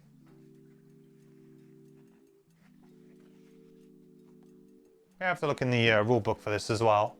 It's the first time I've done a scenario actually inside Frosthaven before. So typically you wouldn't do... We didn't do a road event, but maybe we should still do a... Because it's not linked.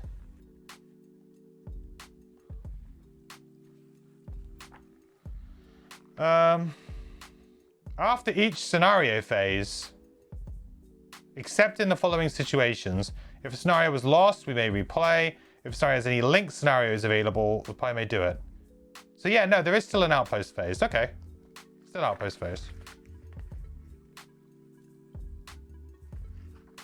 Guess it's more to do with the road events, right? Maybe I should have done a road event, but that seems weird. It's like thematically very strange.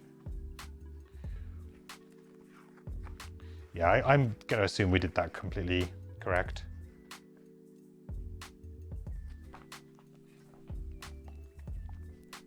First scenario was in Frosthaven 2. Oh yeah, I suppose it was. But wasn't it linked?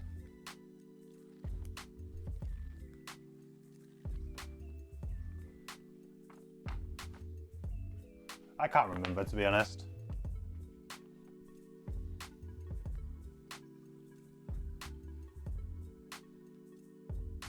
Yeah, I don't know. It just feels weird this time because it's kind of like, oh, we came in and then we just go down to the docks and then we fight them and then we come back and it's like everything's suddenly like all good again, you know? It just feels a little bit strange.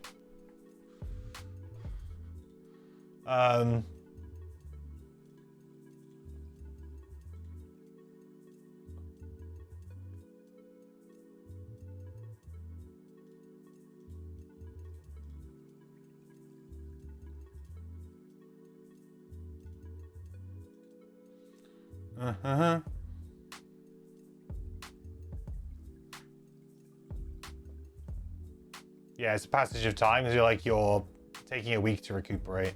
Yeah, kind of, yeah. It's just a little bit like, I mean, it's fine. It's just like, it always felt like we were doing it when we were coming back, you know? But it's like you've gone out on your travels and then you've come back. This almost feels like, yeah, it feels like a brawl in a pub, you know? More like it feels more like an event than it did like a scenario, you know?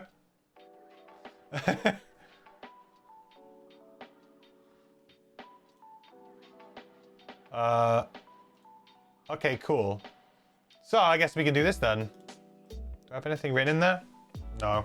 Let's clean this up so we can get the actual proper thing in as well while we're at it. I thought that was quite a nice little scenario though. I like the kind of push your luck elements to it, although it's a bit difficult for my party, I felt. Like my party in general, which is not very well suited for it. Maybe I should have bought some more some bigger moves or something at a certain point, but I don't think it would have really mattered on my kelp. I just don't have very big moves. I just have teleports, so I don't think it would have really necessarily, you know, made a huge difference. It would have probably made some difference if I bought maybe a couple more. I don't know if I had any move 3s or something I could have bought, but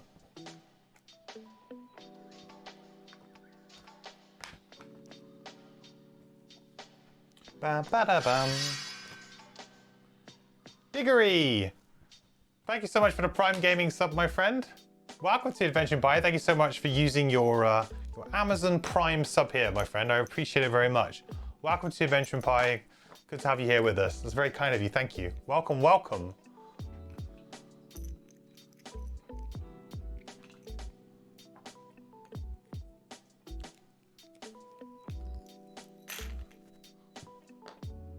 All right. I'm looking forward to leveling up. Don't we get something like Crazy Card on the Trapper at 5 or something? I swear I heard that. I actually haven't looked ahead because I'm kind of enjoying the surprise every level up. Glad to finally catch me live. Love my content. Awesome, dude. Well, welcome. Good to have you here.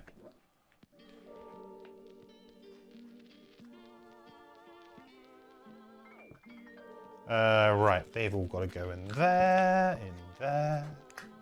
Nice. Oh, I've got to do a perk as well, haven't I, for this?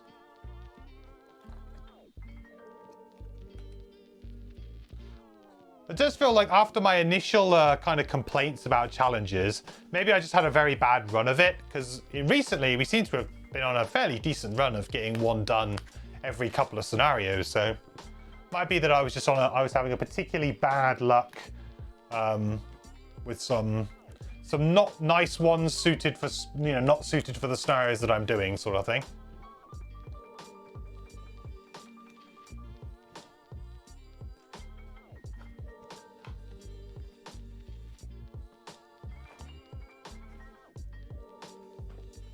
Don't need those. Do.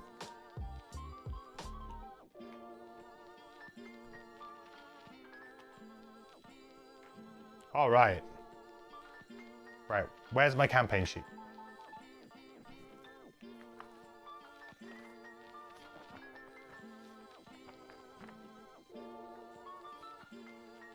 Aha. Oh my word, this is like the first time in a while we don't have a scenario, like a section book to read out on the calendar. That's awesome. So actually, I'm like, oh, thank God. Hopefully not like an hour-long Outpost phase, huh? Whew. Straight onto the Winter Outpost. Winter Outpost? Summer Outpost. Okay, what do we got? 17. Oh, not this one again. Did we have this one recently? Maybe, maybe not. I don't know about that. Hey, Brett Spiel. Welcome, Raiders. Hope you're doing well. Welcome in. Hope you had a great stream. We are just starting our Outpost phase in Frosthaven. Did we have this one recently, chat? It's the loot deck one again. I feel like we had it last time, did we not? I'm gonna put it back because I just feel like we've had it very recently. It's kind of boring to keep doing the same ones. Oh, an easy way of checking would be to go to here to see if it was one we've had recently.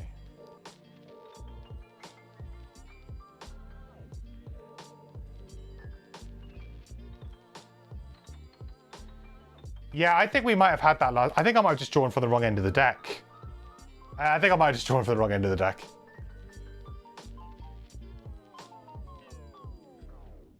Yeah, I think so.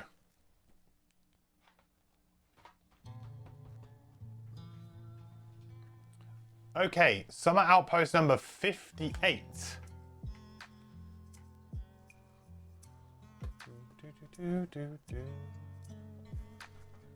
58.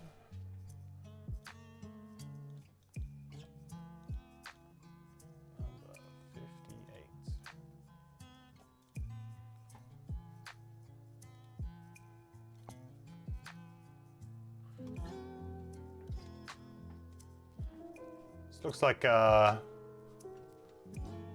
long and wordy one, chat. A long and wordy one. Look at that. Green screen's been a bit aggressive today. See-through cards.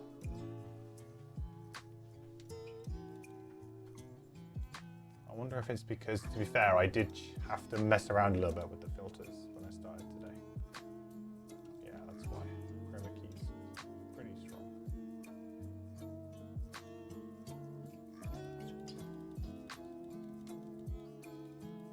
There you go, that's a bit better.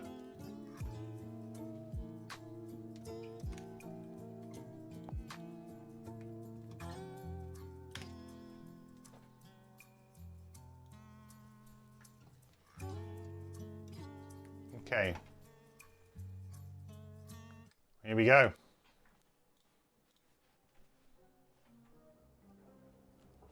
The library is quiet. You're finishing up a conversation with Edeka, the Valrath librarian, when the door opens and in walks Violet, the Valrath lurker researcher. You had not noticed until now, but these two look miraculously. Hey sis, brought your sandwich, barbecued polar bear. Violet hands her twin sister a wrapped package, then opens her own. Apparently it's all the rage with the lurkers. Edeka takes a bite of the sandwich, but spits it back into the paper wrapper. Oh, bleh. Lurkers like this? Apparently. Violet repeats, and taking a large bite. Not bad. She turns to your party. Is it just You fish? working on that silly book project of hers? Edeka snaps back, suddenly very grumpy. They're tomes of power, Violet. And I think they'd agree our research into the tomes has been more fruitful than your weird fascination with idiotic clawed monsters. She turns to you, subconsciously balling her hands What? into fists. You do realise you're calling my You deep could wraith really a go for an idiotic attack clawed on the monster. Outpost right now. Option A. Recognize there isn't a good option here, and agree with Edeka that books are great. Option B. Recognize there isn't a good option here and agree with Violet that lurkers are great. Oh no. Okay, chat. Poll is live. Option A, recognize there isn't a good option here and agree with Edeka that books are great. Option B, recognize there isn't a good option here and agree with Violet that lurkers are great. Option A, books. Option B, lurkers. I mean, I don't know how our Deep Wraith will feel about this. Choose wisely. What about literate lurkers? I mean, I think our Deep Wraith's literate, right? Gotta be. Gotta be. I mean, there's gotta be a... There's got to be a benefit here, right? I mean, you're kind of got a lurker in your library right now. Got a lurker in the library right now. B. Oh, only just though. Some of you guys throwing some shade. Okay, well, option B does win out. So lurkers are great.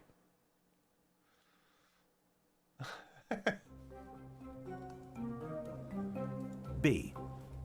You mumble what you thought was a very diplomatic answer about how great lurkers are that definitely shouldn't upset either Valrath. But the looks on their faces make it clear this was precisely the wrong thing to say. At least the lurkers can tell when they're wasting their lives behind a book. Oh, how dare you! You know, if I hadn't have told you about lurkers when we were 6... Oh, yes, here we go again. Same old story, Edeka knows all.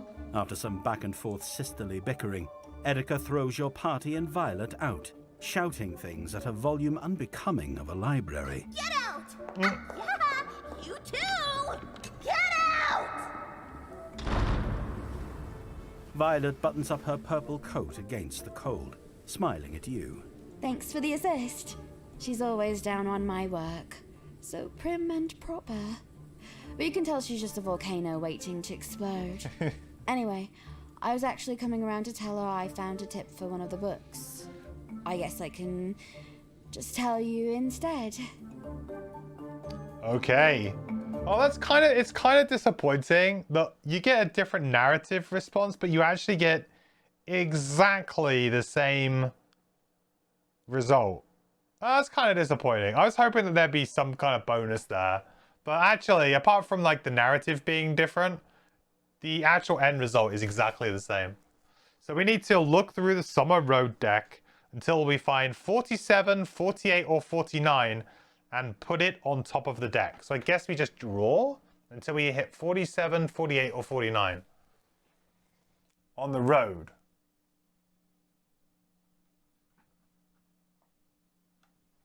Okay.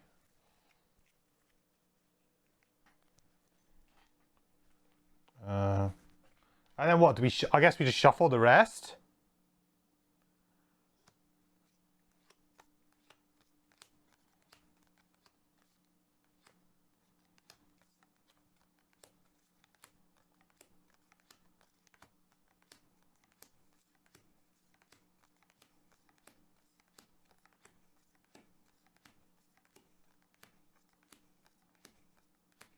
$48.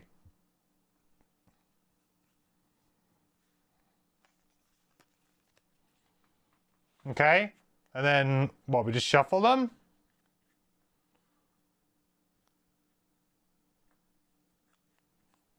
I guess. I mean, I've shuffled it. It doesn't really matter, right? It's random anyway. It's not like I had done anything anyway. Not like I had you know, had to do this anyway, so it doesn't make too much of a difference. Okay.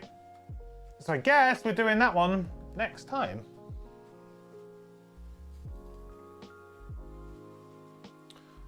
Cool. So building operations now. Onwards to building operations.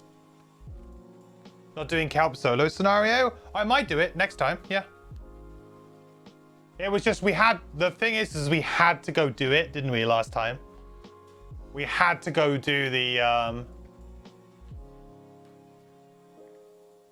that scenario. So we couldn't do it last time. I would like to, like, I'd love to give the solo scenarios for each character, like, just a go, you know? Okay. Do I need to buy any metal, hide, or what am I building this round? That's a good question. I think I might build the wall.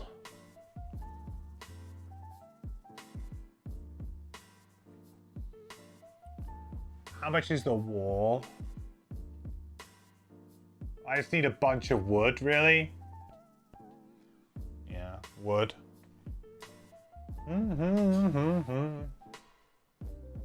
Don't you technically do solo scenarios during downtime? Yes, they don't count as a as going out and doing a scenario. Yes, you don't resolve an outpost event, which is something. Yeah, we can like. The thing is that it specifically said on this one though that we had to do this one next. It's not technically during downtime. No, I don't know. I don't think so. I think it's still a scenario, right? I mean, I don't know. You could do it. You could read it either way, I guess. It specifically said on the event, you must do this scenario next. And that is specifically using the word scenario. And solo scenario is a scenario. Regardless of when you do it, it's a scenario. It wasn't, you know, you must do this when, you know, the next time you venture out. Do you know what I mean? It's like semantics, really. Like on how you would view it. Like, it does say the next scenario that I did. And the solo scenarios are scenarios. So, like...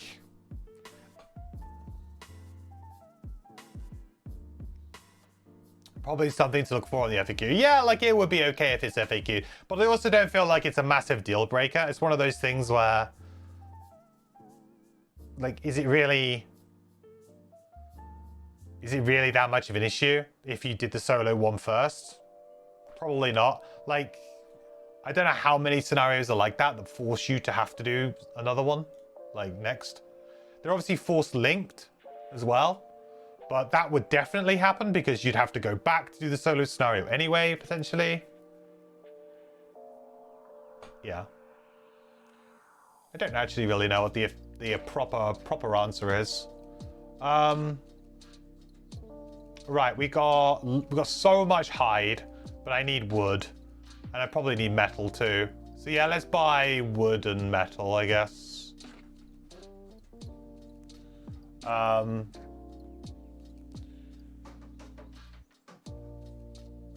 So we'll spend 8.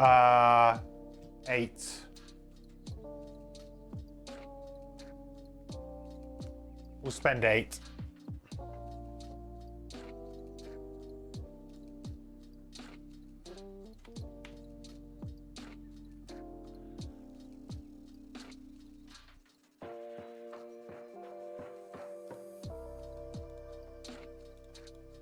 Gives us 2 of each. I should probably start just dumping my own personal resources, or... I mean, technically we're not 5 on both characters now.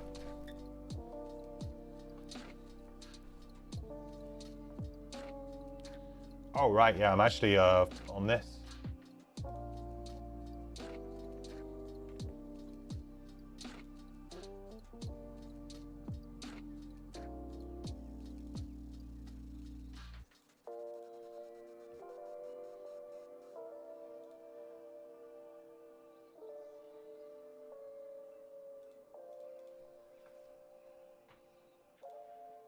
Okay, so we've done that now, we're all good. So now we just need to get some herbs, right? So what do we have planted in the garden? I can't even remember. Oh, axe nuts. Nice. Get ourselves an axe nut.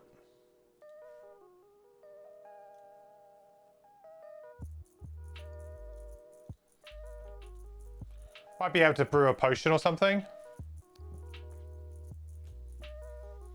But everything else doesn't do anything. We're not going to do the temple. It's not worth it. No prosperity. We've already got max soldiers, so we're good there.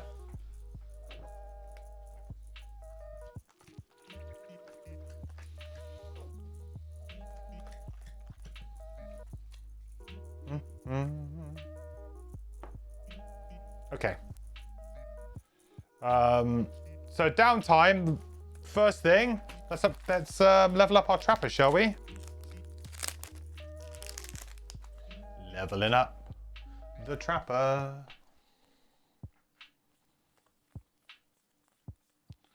Right, level 5. Level 5, yeah. Ooh. Right, we've got 2 beauties. Lure of the Snare. Attack 3, range 4, pull 3. I mean, it's not glamorous, folks, but it does do a lot. It's a significant upgrade on our other pull card. And it's just an extra one anyway, like an extra potential attack. 59 initiative, yeah, not really particularly usable. Designate a hex containing a trap within range 3. Spring the trap and apply its effects to one figure adjacent to the trap. That's pretty good. Then move 3 with jump. This mover must end in or adjacent to the designated hex. Okay, that's pretty cool. Actually, that's super cool. Because then you can, I can actually combo it with a trap top to immediately spring a trap on an enemy. I like that. It just is going to speed up like the springing of traps, right? The other card is Proficient Hunter. Increase the damage or heal value of one trap you create each round by 2. Whoa. Okay then. That's pretty good though too. Wow. But we're a 9 card character. What the heck? Can we support this? I mean, you wouldn't be able to burn it on... You'd have to burn it like after your first rest or something. Dude, you're playing so close to the wire there. Like, so close to the wire. But that is really, really good. Because it's basically like all of the turns where you're playing like heal traps or something, you're just going to be getting the value from them. They're suddenly going to be like heal 5, heal, 4, 5. All your like basic damage traps are just, like.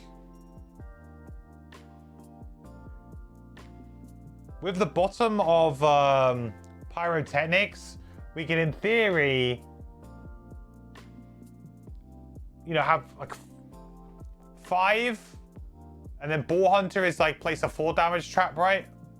So that's like a 9 damage trap that you can place in a single turn. That's crazy, dude. The bottom is move 5, also fantastic. Create 1 regenerate trap in an adjacent MTX, also super good. Wow. Oof. What do you pick, chat? Wow.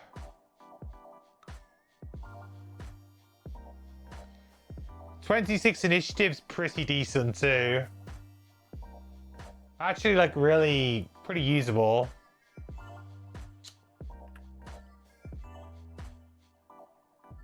Can we sustain that though?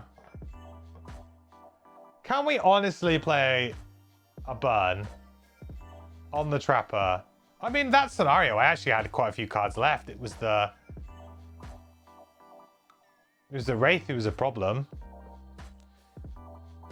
If I don't play it until, I don't know, the second rest cycle,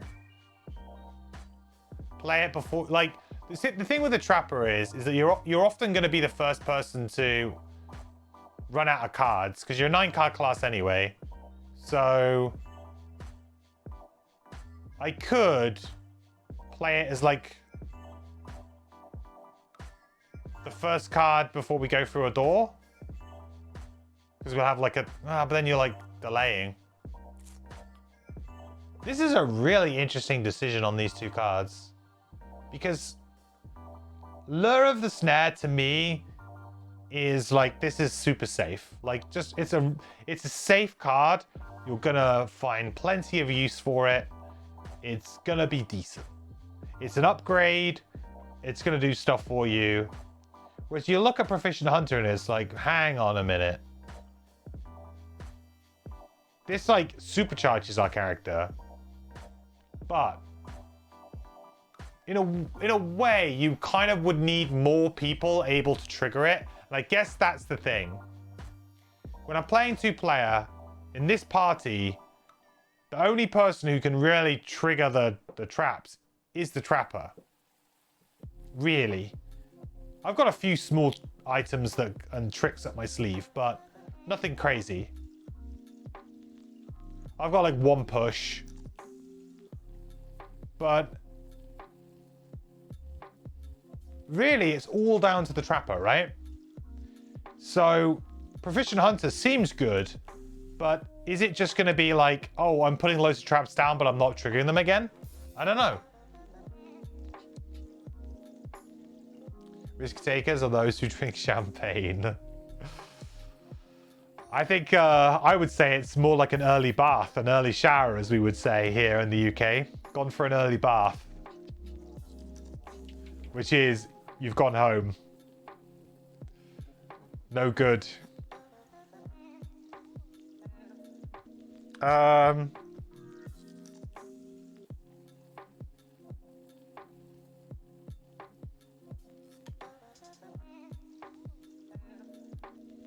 I really, really want to play with Proficient Hunter. I really do.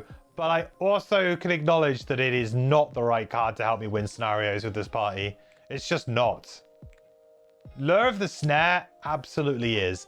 As boring as the top is, it's actually going to be really, really reliable for me. And the bottom is actually pretty sweet too, because I'm going to be in a situation sometimes where I have created a big trap and I'm going to be like, I really just want to spring it. How do I spring it? It also kind of allows me to like almost like do 2 lots of damage in a single turn. Like I could spring one trap, but I could also, you know, spring a different trap with a different attack. I could potentially spring 2 traps in a single turn. Yeah, I think I'm going to take Lure of the Snare, chat. Mainly just because I just don't feel like Proficient Hunter is actually going to work in this party. It's too greedy. It's just too greedy, man. If I had another character who was pushing around and stuff, like if I had Snowflake, let's say, you could be like, do you know what? I don't have to worry about that. My job as a trapper is just to run around and put as many big scary traps around the battlefield as possible. I don't need to worry about triggering them. I can dedicate all of my time to just placing them.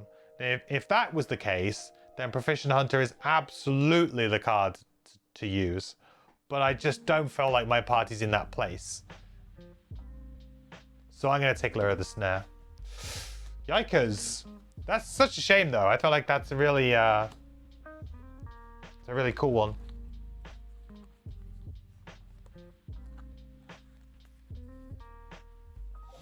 Yeah, reliability wins this one. It does. I really do think... I think it does. I love the... I mean, fair play to anyone who, you know, has the minerals to take a burn on a 9-card class. Especially a burn that kind of wants you to play it, like, pretty early as part of your entire strategy. You know, sometimes the burn's like, yeah, it's a burn, but you play it, like, in the last room. Like, no, you want to play that burn pretty early on to get the value out of it.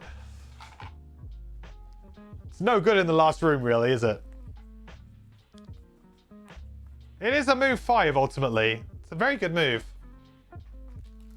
But I feel like we've got some other really good moves already. Like, I'm not really struggling with movement, I don't think.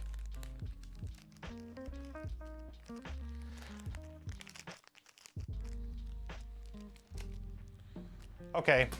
Perk. What perk should we go for?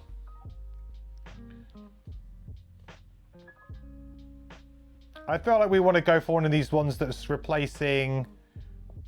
Replace 2+1s with 2+2s. That's increase of damage.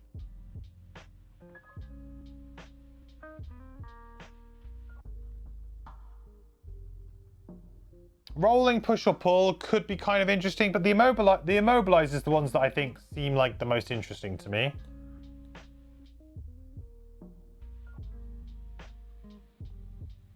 Obviously, like, minuses are not great, but the thing is that a lot of the time we're just using the true damage from the traps anyway. We're not so worried. Like, if we draw a -1, it's like, okay. Like, is a heal 2 trap and an adjacent hex going to help me that much? Eh. 1 damage trap and an adjacent hex? Eh. Is immobilizing something? Maybe. Yeah, go big or go home.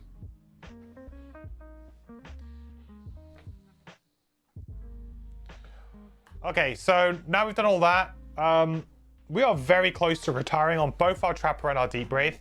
Like, we are basically 2 upgrades now on our trap. So if we were to upgrade during building phase this one, we would only have 2 more building phases before we would essentially trigger our retirement. I mean, obviously, I guess our retirement would happen one further scenario, right? Because it would be a case of going...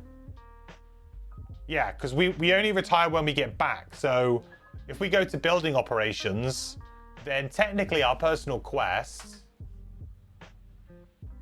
Technically this...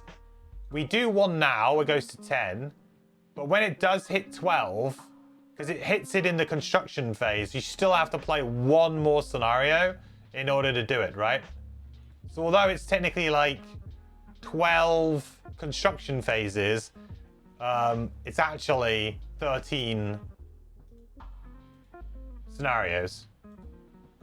Actually, I guess it's not. It's actually no, it's not technically 13 because we managed to do one on the very first time when we drew it, right?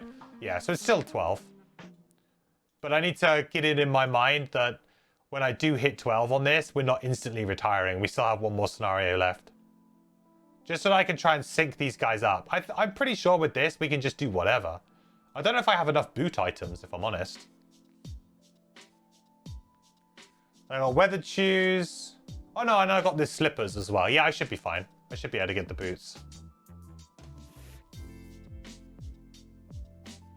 Nice that we got that hat.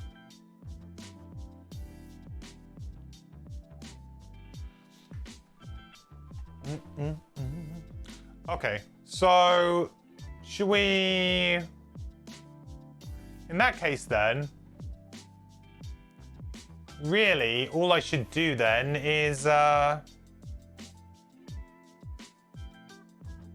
maybe do herbs. And maybe we make something.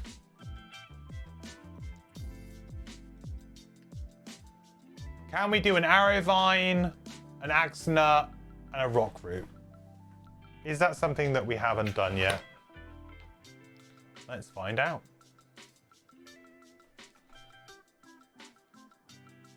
Arrow vine. Rock root. Axe nut. Yeah? Arrow vine, rock root, axe nut.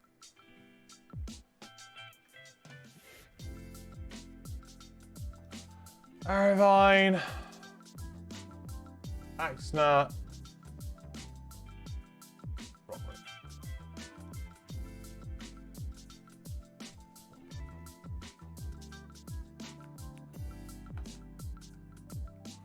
Ooh. A stone wall potion, number 106. Ooh.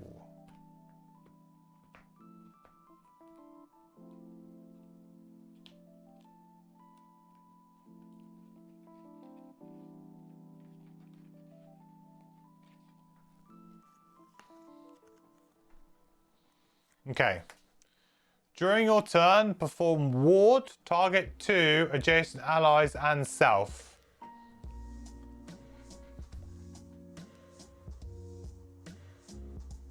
mean, that's not bad. In certain scenarios, that's not too bad. Half damage. It says half damage and potentially across 3 things.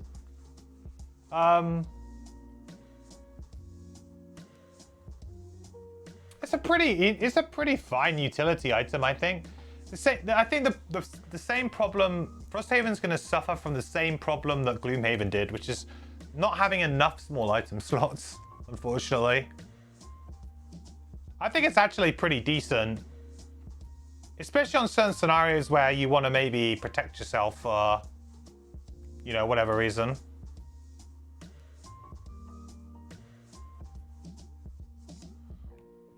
Cloak of Pockets, I haven't seen it yet. It might exist. It's probably worth about 9 cumulative party health. Could be, yeah.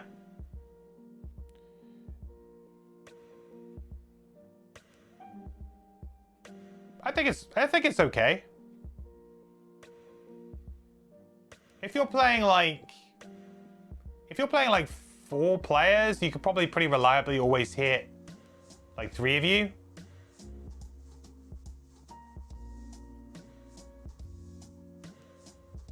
It's a pretty flexible item as well. And you just get ward. So like the good thing about this potion is that you don't really have to worry about when you do it almost. You know, you just chuck ward on your team.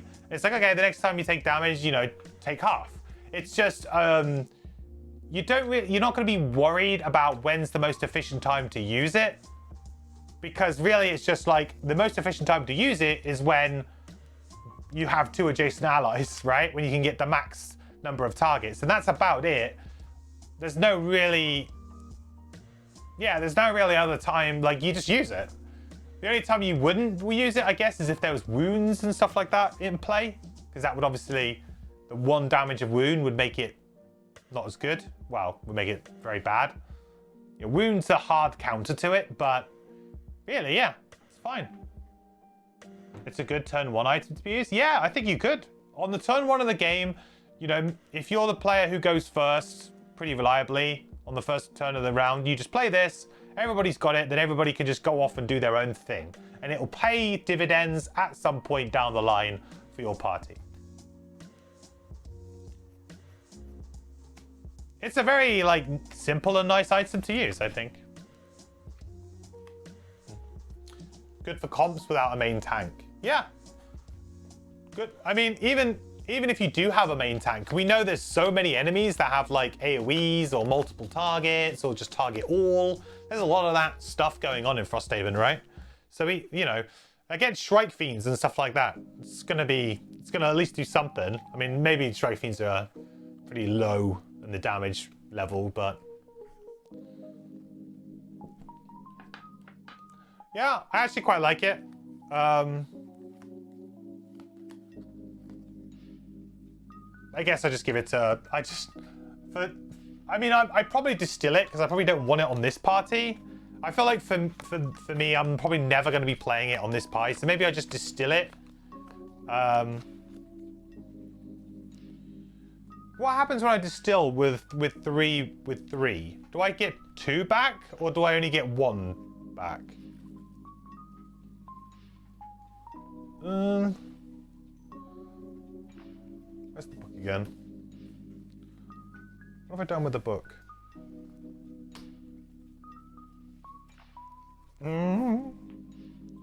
I get 1 back. Sounds probably about right, but it...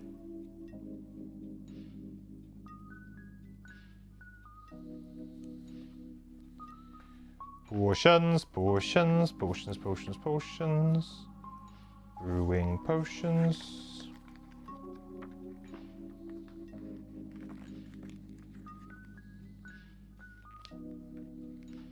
Brew potions.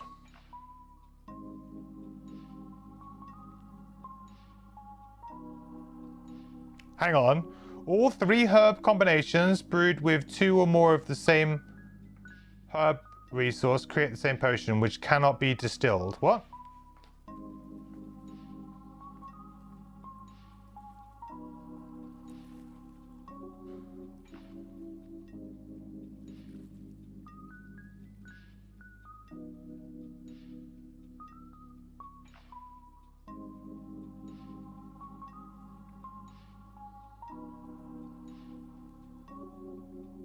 All 3 herb combinations brewed with 2 or more of the same herb resource create the same potion, which cannot be distilled. What? I mean, it must be because there's some sort of loop there or something.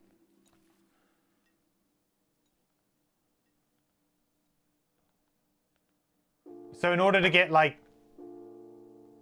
So if you wanted to do like 3 arrow vines, then... So I could ship it back and get just something. Flame fruit maybe? So if I ship it back, get a flame fruit, and then next time I should be able to... Well, hopefully I'll be able to pick something up. Some herbs up or something. No way to know what you put in. Yeah, maybe.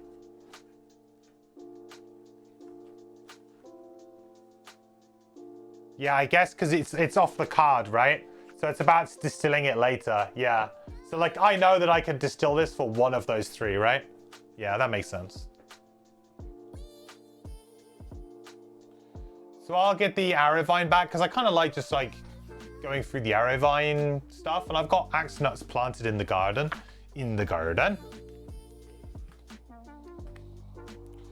Not for this party, but maybe for a future one. We might end up using those.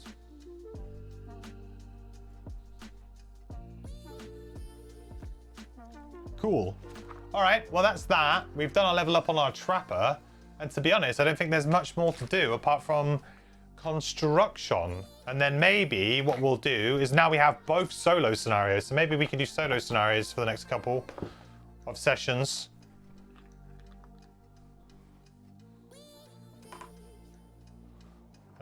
Behold my broken board. Feels bad, man. I don't think I can upgrade. I can upgrade the hunting lodge, but do I really care? I've got so much stuff. I guess I read a thing, don't I? Which could do something cool. What happens when I upgrade hunting lodge to 2? Maybe I get like some cool thing. Some cool thing. I don't really need to do walls right now. Let's have a look at the card and see what happens. Does it have a section book number on it?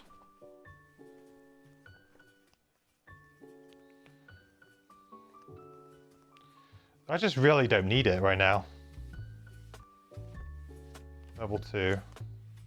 It does not have a section book on it. But it does increase prosperity. I guess we should just do it, right?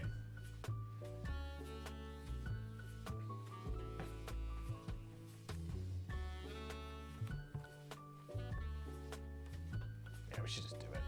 6 wood, 2 metal, 3 hide.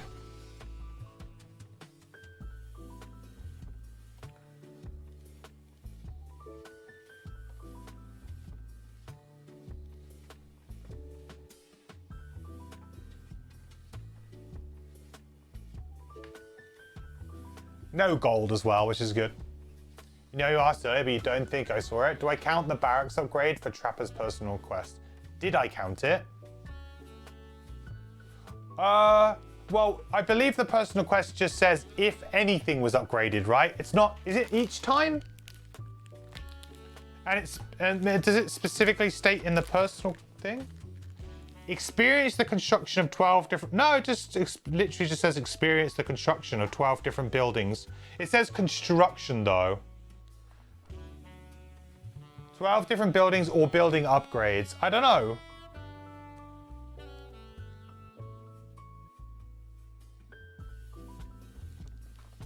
I'm not sure if I did. I don't think I did. I've just been doing it when I've done it. I've only been taking account of it in the... in like this phase, right?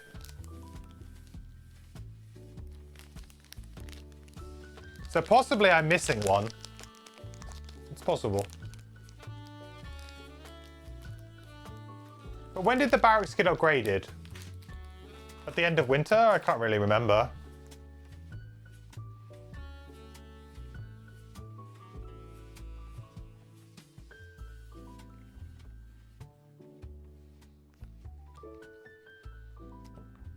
Right, so we are upgrading.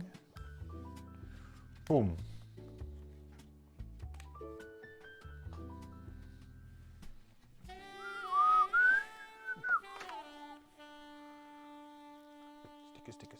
Sticker.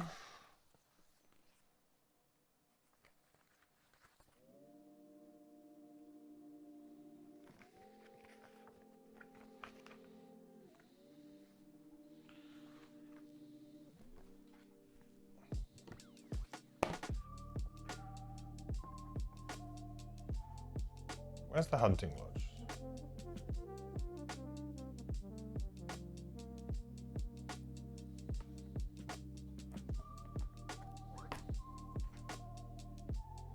Oh, down here on the bottom.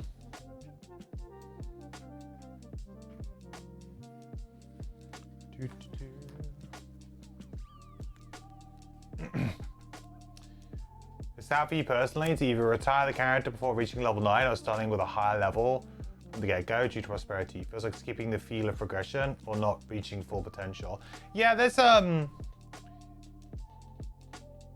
yeah, I kind of agree with you on that. One thing that I did a lot with Gloomhaven Digital is I started everybody at like level 1. In the Guildmaster mode, I really enjoyed that way of playing. I would be very interested in that kind of mode again. Like, so if they made Frosthaven Digital, I'd be very interested in some like options that you the players can choose.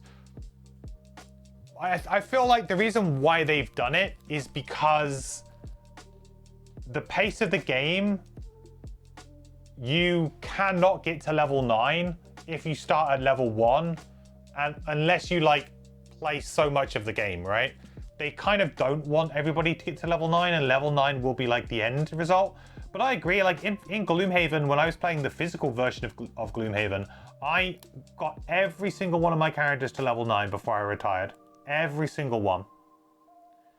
And I don't think like that's going to be the case here for any, apart from maybe the final few, maybe, in Frosthaven.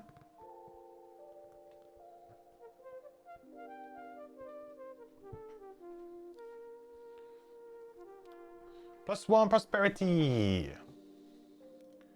So I definitely agree with you that it's a bit of a shame, and I wish that there was like an alternative mode of play, which hopefully that's what something like Frosthaven Digital could do. Did I retire them fast enough to replay classes? I didn't. Not in the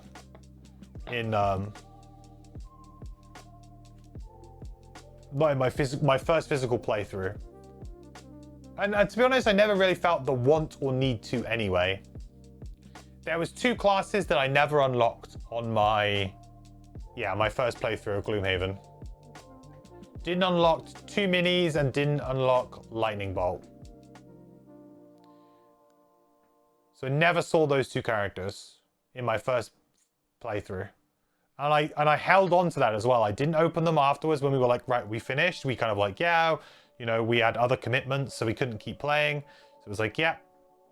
And then when Gloomhaven Digital came out, they were like, they were the 2 characters that I was most excited to play because I hadn't played them.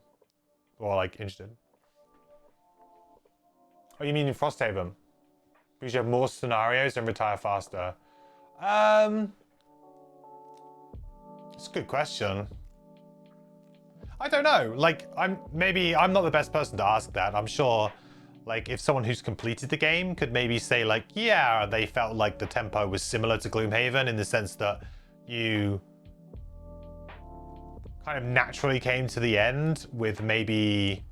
I mean, I don't know how many retirements they expect one player to have, you know? I don't know what that average is in Frosthaven. I can tell you that probably in Gloomhaven, the average was somewhere like 4 or 5 characters each, something like that, if you played them all the way to level 9 and you weren't rushing it. But Frosthaven really kind of like is like, you want to retire, you want to retire, you want to retire. Whereas Gloomhaven was a bit more like, nah, I'm cool. Like, you had so much control over your retirements for some of the Gloomhaven ones that you could honestly just be like, nah, it's cool. I'll do it when I'll do it, and I'm not that worried. But then you did have a couple in Gloomhaven that were just done like that. Like, Helping Hand was hilarious in a 3-person party. Because I retired, because we were all trying to, all of us were roughly synced up with our retirements, and we tried to make it around the similar kind of scenarios so that we had like a fresh party coming in every however many scenarios. And I remember I got a character and I got it about 3 scenarios before all my other friends were going to retire, and I got Helping Hand as my new personal quest, and they both retired in the same scenario, after the same scenario, and I just retired like immediately. It was like, yeah, doesn't really work very well in that sense. You managed to retire a character without even playing one scenario. We're using Helping Hand, I bet. Or maybe like one of the like crazy gold ones or something. I don't know. But yeah, it's there were problems with the personal quest in Gloomhaven, but you felt like you had the control. In Frosthaven, I feel like if you're actively not retiring, you are holding yourself back from elements of the game that you really want on the table and in play. You know, whereas in Gloomhaven, it was like, if you retire, a new character gets unlocked, and you, the player, can go and do that and play it if you want. And there wasn't really much other repercussion to the game, except for, you know, a bit of prosperity. Like, there's not a lot there going on. Whereas if you look at Frosthaven, when you retire a character, it's like, holy cow, you know, that you unlock a new building and it's a whole load of stuff, and everybody in your party can benefit from that. So there's a lot more of an investment in wanting to actively retire.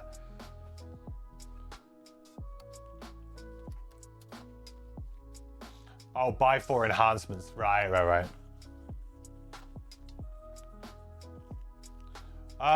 Cool. Well, I think that's it, right? That's it for all of that, which is really nice. I can move on that.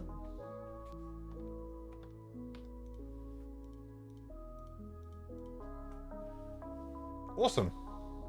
Cool.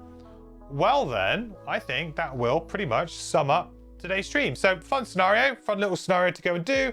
Next time, I think what we'll do is we've got both solos open to us now for both characters. So similar to what I did before with my last group, I think we'll go and do some solo to just kind of like, once we've done that, we're ready to retire, right? And I might do a similar thing to how I did the last time with the solos, where I will say that if both characters go off together to go and do a solo, then that kind of counts as an outpost phase, right? As a passing of time. I think that that's fair. I know it's not in the officially in the rules, but for me, it's like, if I'm taking 2 streams to go do it, we'll chain them back to back, but when we come back, we'll do an outpost phase. I think so. Yeah. Oh, Scout that's the blessing from Jam. Yeah. That's the blessing from. Isaac, at this point, can we get your approval to add an additional attack modifier deck for allies in the digital version?